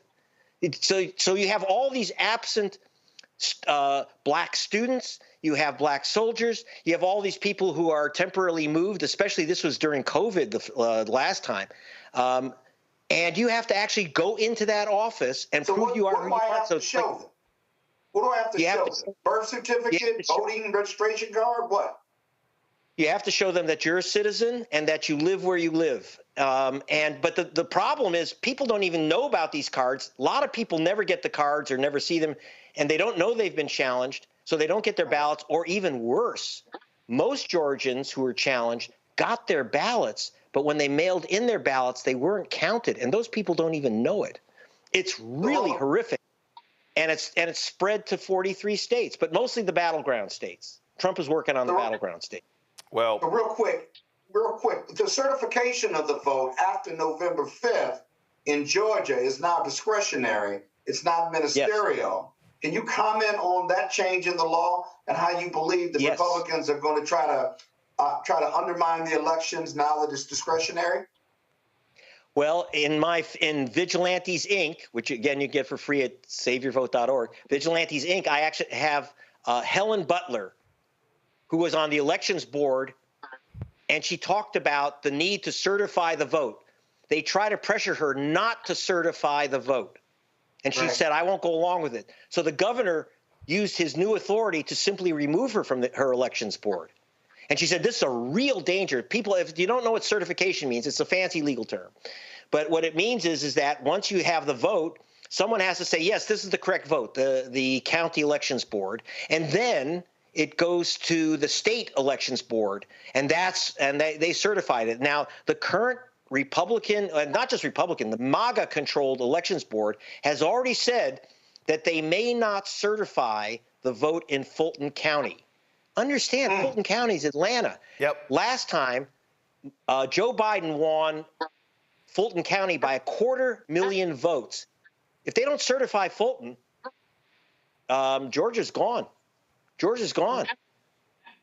Well, those are the games that they're playing, and so listen. Lawyers are going to be very busy because Republicans are going to be continuing to do this all across the country.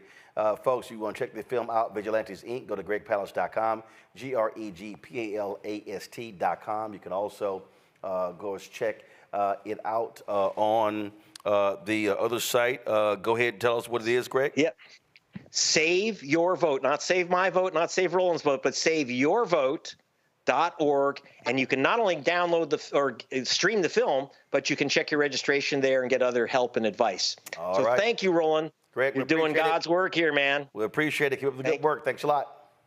Thanks. Folks, going to a break. We come back. We'll tell you what happened today in a New York City courtroom when it came to Diddy's attempt to get out of jail, plus the racist attacks by Senator J.D. Vance, Donald Trump's running mate, continues against Haitian immigrants. We'll show you what this idiot said today.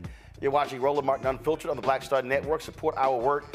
Join our Bring the Funk fan club. Our goal is to get 20,000 of our fans contributing on average $50 each a year. That's $4.19 a month, 13 cents a day. Look, you're paying for this show, of course, the other shows on the Black Star Network, our travels around the country, and we're covering the stories that matter. The work that we're doing, nobody else in Black-owned media is doing. Nobody in Black-owned media is doing what we're doing every single day. Not Urban One, not Black Enterprise, not Essence, not Blavity, not the Griot. None of these folks, the work that we're doing every single day with this show and the other shows, give you the information that you're not getting anywhere else. This is about covering our issues that matter. So support us via Cash App. Now, I told you what Cash App is doing. They've changed their rules. They're capping the number of daily transactions, weekly transactions, and monthly transactions. We have no idea why. It makes no sense whatsoever. And so what I want y'all to do is tweet them comment on Instagram, tell them, change this, because this is impacting churches, nonprofits, and so it needs to be changed. They will only do so if you put the pressure on them to do so. So please hit Cash App on LinkedIn, hit them on Twitter, hit them on Instagram, hit them on every single platform, and tell them they need to go back to the way the things used to be. As a result, we had to create additional Cash App accounts because many of you were trying to contribute, but they were rejecting your contributions because of this daily cap. So our normal main account is $RM Unfiltered. The other backup is $Uncle Roro Martin. The other one is $BLK Star Network. BLK Star Network. Those are the only three. The other ways for you to support us, of course, where we have no issues, PayPal, which is paypal.me/R Martin Unfiltered, Venmo.com/RM Unfiltered, and Zelle. Use the emails Roland@RolandSMartin.com, Roland@RolandMartinUnfiltered.com. We'll be right back. He told us who he was. Should abortion be punished? There has to be some form of punishment. Then he showed us. For 54 years, they were trying to get Roe v. Wade terminated, and I did it, and I'm proud to have done it. Now Donald Trump wants to go further with plans to restrict birth control, ban abortion nationwide, even monitor women's pregnancies. We know who Donald Trump is. He'll take control. We'll pay the price. I'm Kamala Harris, and I approve this message. In 2016, Donald Trump said he would choose only the best people to work in his White House. Now those people have a warning for America. Trump is not fit to be president again. Here's his vice president. Anyone who puts himself over the Constitution should never be president of the United States. It should come as no surprise that I will not be endorsing Donald Trump this year. His defense secretary. Do you think Trump can be trusted with the nation's secrets ever again? No. I mean, it's just irresponsible action that places our service members at risk, places our nation's security at risk. His national security advisor. Donald Trump will cause a lot of damage. The only thing he cares about is Donald Trump. And the nation's highest-ranking military officer. We don't take an oath to a king or a queen or to a tyrant or a dictator. And we don't take an oath to a wannabe dictator. Take it from the people who knew him best. Donald Trump is a danger to our troops and our democracy. We can't let him lead our country again. I'm Kamala Harris, and I approve this message. IVF is a miracle for us because it allowed us to have our family. After having my daughter, I wanted more children, but my embryo transfer was canceled 8 days before the procedure. Donald Trump overturning Roe v. Wade stopped us from growing the family that we wanted. I don't want politicians telling me how or when I can have a baby. We need a president that will protect our rights, and that's Kamala Harris. I'm Kamala Harris, and I approve this message. Here's a 78-year-old billionaire who has not stopped whining about his problems. Oh, she had a big crowd. Oh, the crowd. This weird obsession with crowd sizes. It just goes on and on and on.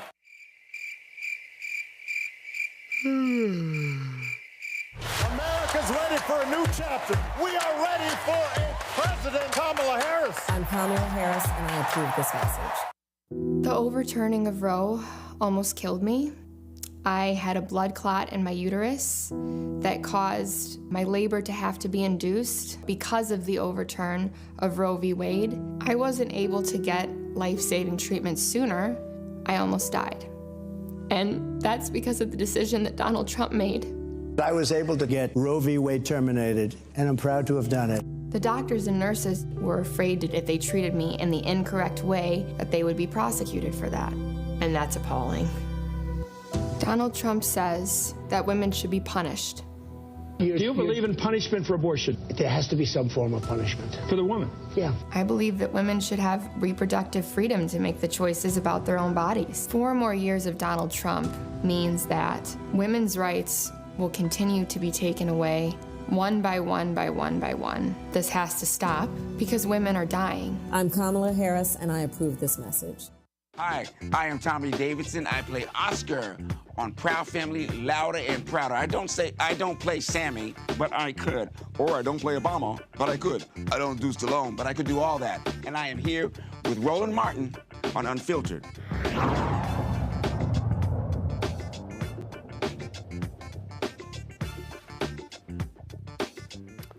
Sean Diddy Combs remains in a New York City jail after a second judge denied an effort for him to get bail. His attorneys said that he would do a $50 million bond. They said that he would take drug tests, be on a 24-hour surveillance.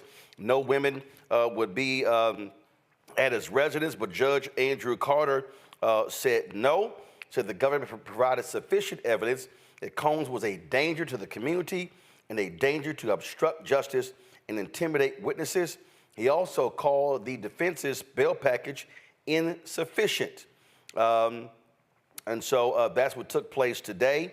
His attorney, Mark Agnifilo, said he planned to appeal that judge's ruling. Of course, this is the second judge that has denied bail for Sean Combs. The judge also talked about were they waiving the right to a speedy trial and looking at setting a trial date.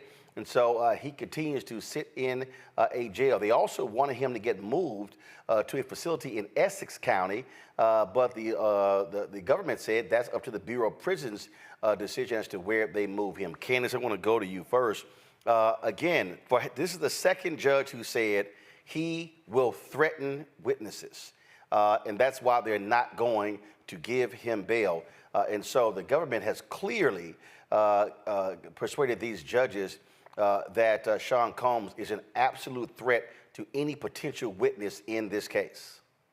Same judge, different judge, same result, and for the same reason. And that, like you said, he is going to be a threat to the community. They said there's actually no circumstance that his attorney could provide that would be sufficient enough to say that he wouldn't be a threat to the community, because you can easily threaten a witness when you are home. You can send text, you can call, you can have somebody else do your dirty deeds. In fact, this is what he was doing already, according to the indictment. Who's to say he's going to stop? And that was the biggest thing that was set out here. It didn't matter what he put out there, the judge was not having it. And I think that it's very interesting that he would want to move to another court, move to another center to be held. Right now, he's in a Brooklyn facility. He wants to be moved to Essex County. I'm not sure of the reason behind it. I don't care if you get another judge to decide on this. They are going to decide the same thing. These are extreme circumstances, unlike we have seen somebody before in this type of celebrity status, and they're not going to change their mind. This here is from ABC News. Prosecutor Emily Johnson, in pushing for Combs to remain in custody, accused him of a longstanding pattern of abuse and said his victims have an extreme fear of Combs because of his influence in the entertainment industry. Johnson said Combs called a victim in November 2023 after Cassie Ventura's civil lawsuit was filed, seeking to maintain this victim's public support.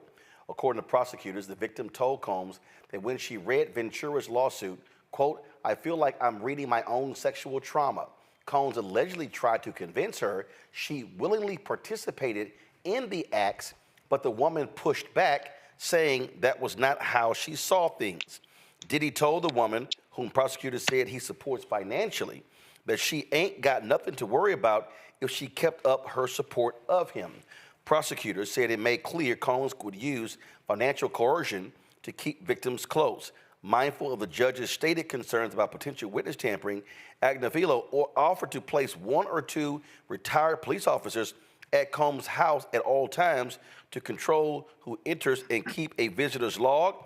He said, "What I'm trying to fashion is a situation where any witness intimidation will be virtually impossible." Scott, the judge was like, "Nope, ain't gonna happen." Yeah, it's a pretty strong case. This is a speaking indictment, and it's got witness intimidation and paying off witnesses.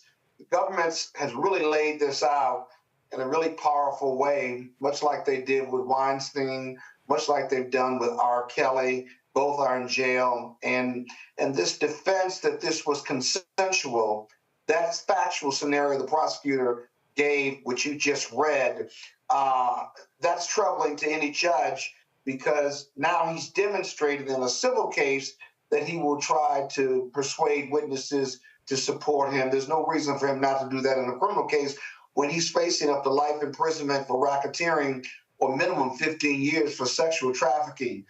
This case is not going to be, sexual trafficking is so broad that it's not a hard case for the government to seek a conviction. So not only is he a danger to the community, they've also got a strong case in regard to defiling the serial numbers off these weapons, which is per se a criminal violation. And I think you can get up to 5 years. So it's not looking good. He wants to move to Essex because he thinks that Essex County will have less violent people and they'll treat him better. It's a better facility, but jail is hard. And you can't do the crime if you can't do the time. So don't do the crime if you can't do the time. Kwame, we'll see, but this doesn't look good. Kwame, this is what federal prosecutors actually said today. Go back to my iPad. The defendant also poses a significant risk of obstructing justice. During the course of the charged conduct, the defendant has attempted to bribe security staff and threatened and interfered with witnesses to his criminal conduct. He has already tried to obstruct the government's investigation of this case, repeatedly contacting victims and witnesses and feeding them false narratives of events. There are simply no conditions that would ensure that the defendant's efforts to obstruct and tamper with witnesses will stop. I'm sure his lawyer was like, dude, put the phone down, don't call folks, don't text folks. But right. Kwame, it's way too late for that. He did it, Daddy. He did it.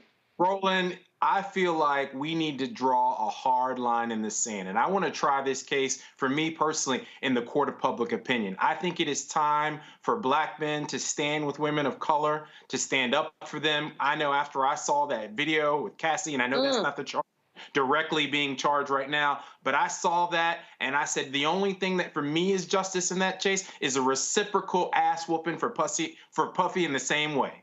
And I think for me, I think this case is all about making sure that karma and justice is done. I have no sympathy for Puffy in this case. I have no sympathy for other black men who are saying, you know, that they're trying to take down another black man and all this stuff about the media. And Puffy was trying to buy CBS, so they're trying to do this case to stop him from doing. Forget all of that.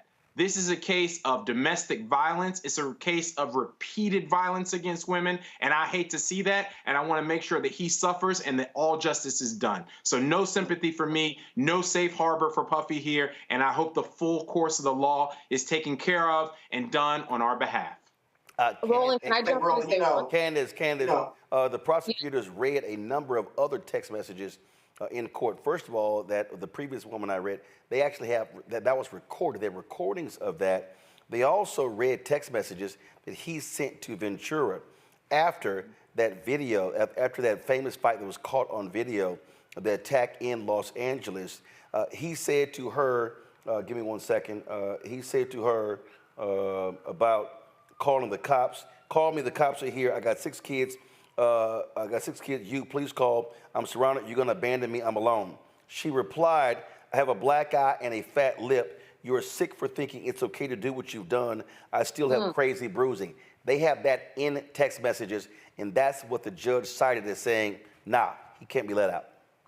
That's right. The digital footprint in this is so big. Between the phones and the computers, there's no way around it. We don't even know what's on the tapes yet, but we know it's enough that they were able to make this case and have this indictment be very solid to have him move to New York in order to turn himself in. Ultimately, he was arrested before that could happen. But I think what's very important also to remember is that when we look at all of these people who were saying that he tried to bribe them or that he tried to call them and say, hey, this isn't actually what happened. This is what happened according to you, and this is what you should believe, is that people are talking.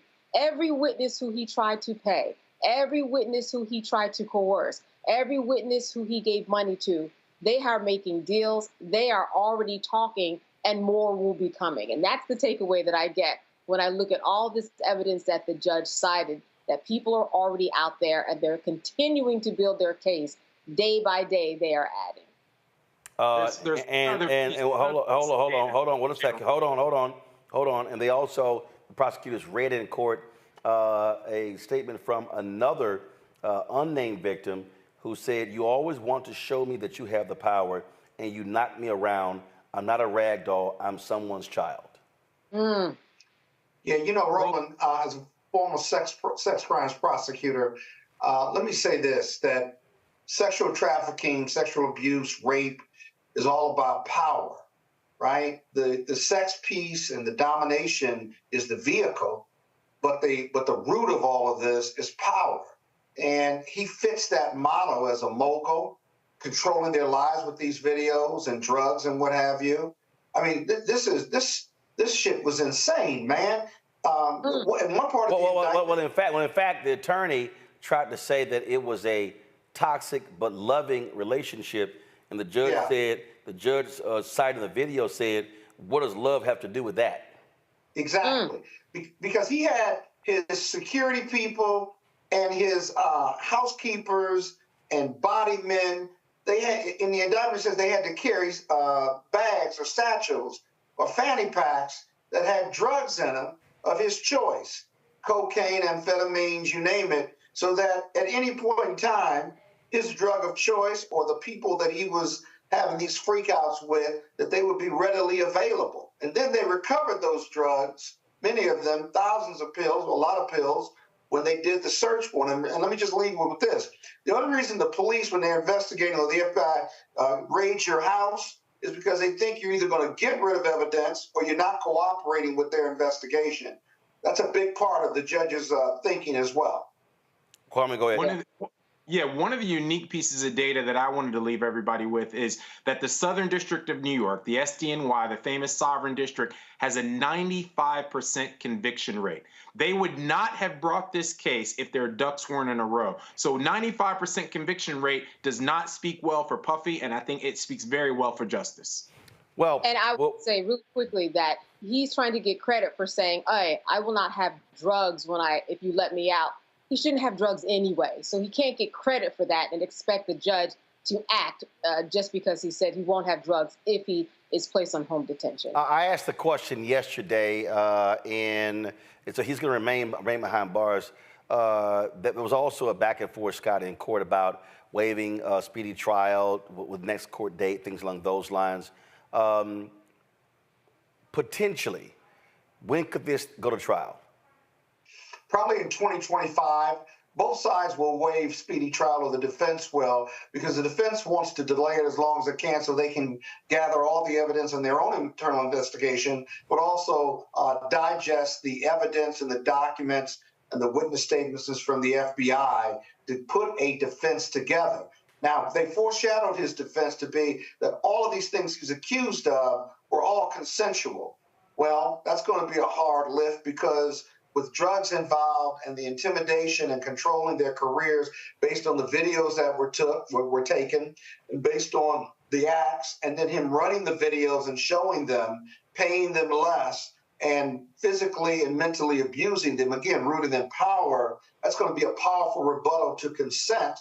And he's got to find people to get on the stand to say it was consensual. Those sex workers are out of the country now, or they're gone. You don't even know where those sex workers are because of their just lifestyle generally and how transient they are. So it'll be interesting. In the end, taking a plea and perhaps getting a 50% of what the max would be would seem to be a goal and objective of the defense attorney, if he can't really find those witnesses and he can't put forth a very, very strong defense that all of these people consented to being drugged and having sex, and whether they were male or female. They got to get a lot to consent to raise reasonable doubt. That's a tall order, in my opinion, at least preliminarily. Folks, real quick, we covered what's happening with the Haitian immigrants in the country, and we know for a fact those folks are not in the country illegally. Yet J.D. Vance, Donald Trump's Republican running mate, continues to insist that they are. And if you want to see racism on display, watch this. Hi, Senator. Mia McCarthy with Politico. Question for you about the Haitian migrants in Springfield. So I know you've talked a lot about how we need to deport illegal aliens, but I wanted to ask you, the majority of the Haitians in Springfield came under TPS, so they are here legally. And I know you've expressed a lot of your issues with the TPS program and wanting to change that under a Trump-Vance administration.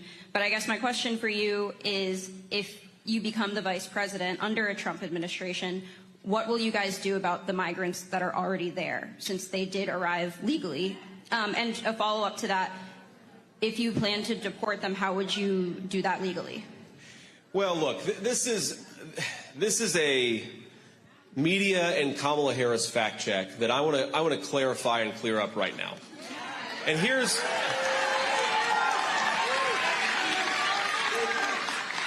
now, the media loves to say that the Haitian migrants, hundreds of thousands of them, by the way, 20,000 in Springfield, but hundreds of thousands of them all across our country, they are here legally. And what they mean is that Kamala Harris used two separate programs, mass parole and temporary protective status. She used two programs to wave a wand and to say, we're not going to deport those people here. Well, if Kamala Harris waves the wand illegally and says these people are now here legally, I'm still going to call them an illegal alien. An illegal action from Kamala Harris does not make an alien legal. That is not how this works. So he's lying. The reality is the action of the Biden administration wasn't illegal. They are here legally, and Senator J.D. Vance knows it, and he is pushing this racist trope to stoke white fear in Ohio and other places. Candace?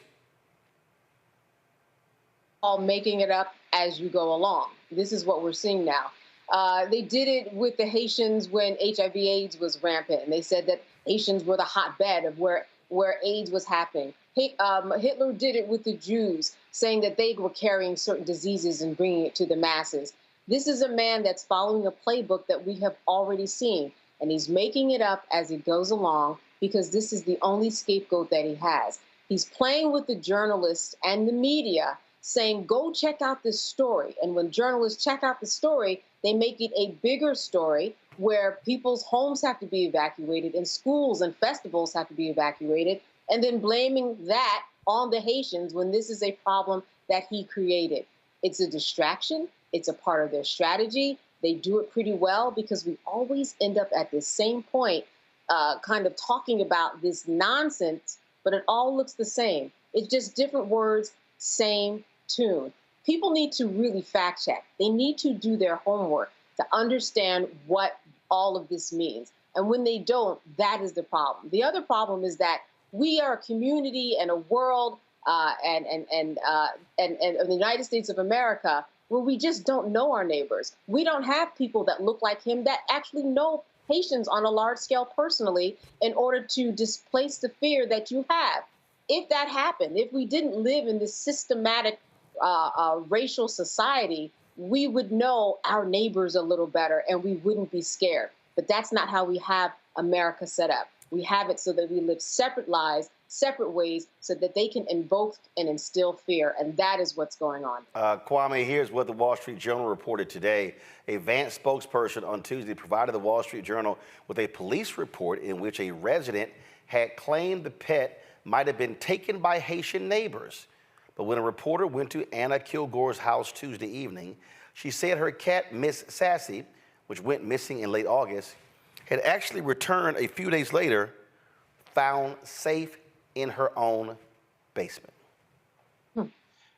We all know that he is telling a bold-faced lie to stoke fears and resentment in Ohio voters, which he actually represents. The people he is persecuting right now, he represents that state. That includes the Haitian immigrants. That includes the longtime Ohio residents.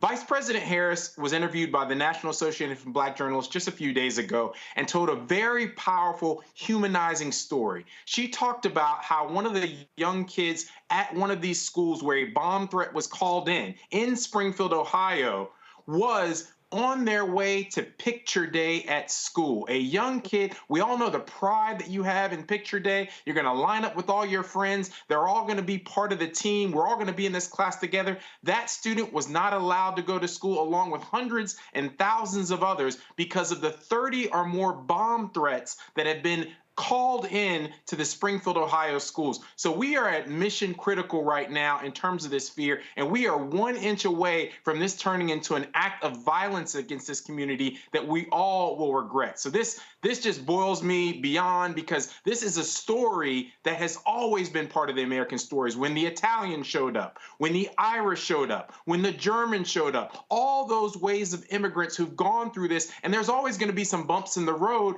but this is a situation where for one reason, because of race, because of that being a differentiating point for the Haitian community, that we continue to be stuck, and J.D. Vance thinks that he's winning on this particular issue. It is disgusting. Indeed, indeed. Folks, on Friday, I'll be participating in an invest-a-thon with Isaac Hayes III, founder of Fanbase. He joins us right now to talk about this here. So, Isaac, you're trying to raise $17 million. Walk us through what is going to be happening on Friday. Man, Investathon is this Friday. I'm so excited, happy to be here and happy to have it on your network. It's going to be a conversation, a multitude of conversations about investing in Black tech and especially Fanbase. The goal is to raise $17 million. We're already at $2.1 million, where we have a huge lineup of people speaking, guest speakers, information about equity crowdfunding. Nothing like this has ever been done, but we need to collectively drive our economic power towards technology and owning social media platforms. And so Investathon is something that I came up with, and probably about a week ago, but it was really awesome to get all these people together. We got a couple new additions too. If you guys don't know, Milton Jones, the chairman of 100 Black Men of America, is going to be here on the Investathon, and also Dr. Lisa Nicole Herring of Propel. That's Apple and Southern Company's nonprofit for HBCU students, will also be speaking. So really the goal is between now and Friday night at 10 o'clock to raise $15 million. That's 25,000 people right now investing $600. And so this is going to be streamed on a lot of networks. We're going to collectively put our economic power together so that we can finally, take control of the infrastructure and not necessarily just be the sauce to the system. You know what I mean? With the $17 million, if successfully raised, then what does that mean for Fanbase? Well, number one, it gives us a large runway to actually accomplish a lot of things that we want to do. Number one, marketing, expanding our marketing team, expanding our development team. We're going to add RTMP streaming, advanced audio, e-commerce tools, so many things that we want to go ahead and scale and expand. Fanbase has 800,000 users already, right? And our monthly active users range between about 150 to 200,000 a month. But that pales in comparison to a lot of these super giant apps. And what we need to do is have capital to be able to scale. This is no longer really a startup. This is a scale up. And the opportunity for people to actually own equity in a company into a tech startup. And you'll hear a lot about that, how rare this is. You'll hear about the Jobs Act, what the Jobs Act means. What is that? Why, people were not allowed to invest in Apple and Google and Microsoft and Facebook, why that was illegal, and now the opportunity to do so. And especially when Black culture actually fuels these platforms and fuels these infrastructures, why it's important that we take advantage of this platform, especially, and invest and own it, because we've never been able to do that before. Absolutely. And so the Fanbase Investathon taking place 8 to 10 p.m. Eastern on Friday. We'll be, of course, streaming it right here on the Black Star Network as well. Folks, you don't have to actually wait to do that. If you want to invest, you can actually go to startengine.com/fanbase. All right, Isaac, look forward to seeing you on Friday. Yeah, man. Thank you. All right, that is it for us, folks. Let me thank Candace. Let me thank Kwame, Scott as well. Appreciate y'all being on today's panel. Thank you so very much. Folks, do not forget to support the work that we do. It is critically important because we are about speaking to the interests of African Americans, covering the stories that other people ignore, and again, providing platforms to folks who otherwise would not have an opportunity to be able to speak. And so we want you to support us. Again, I told you what's happening with Cash App. I don't know what the hell they're doing with their caps. So we have 3 different Cash Apps. You can use $RM Unfiltered. You can also use $Uncle Roro Martin, $BOK Start Network for Black Star Network, BOK Start Network. Also, folks, you can support us via other platforms, including PayPal, rmartin.com. First of all, paypal.me/rmartinunfiltered. Venmo is venmo.com/rmunfiltered. Zelle, roland@rolandsmartin.com, roland@rolandmartinunfiltered.com. Don't forget to also download the Black Star Network app. We're close to 100,000 downloads. Let's hurry up, y'all. Let's get there. Keenan, let me know where we at now. but you can download the Black Star Network app, Apple phone, Android phone, Apple TV, Android TV, Roku, Amazon Fire TV, Xbox One, Samsung Smart TV. Also, be sure to get a copy of my book. All proceeds from the book go right back into the show.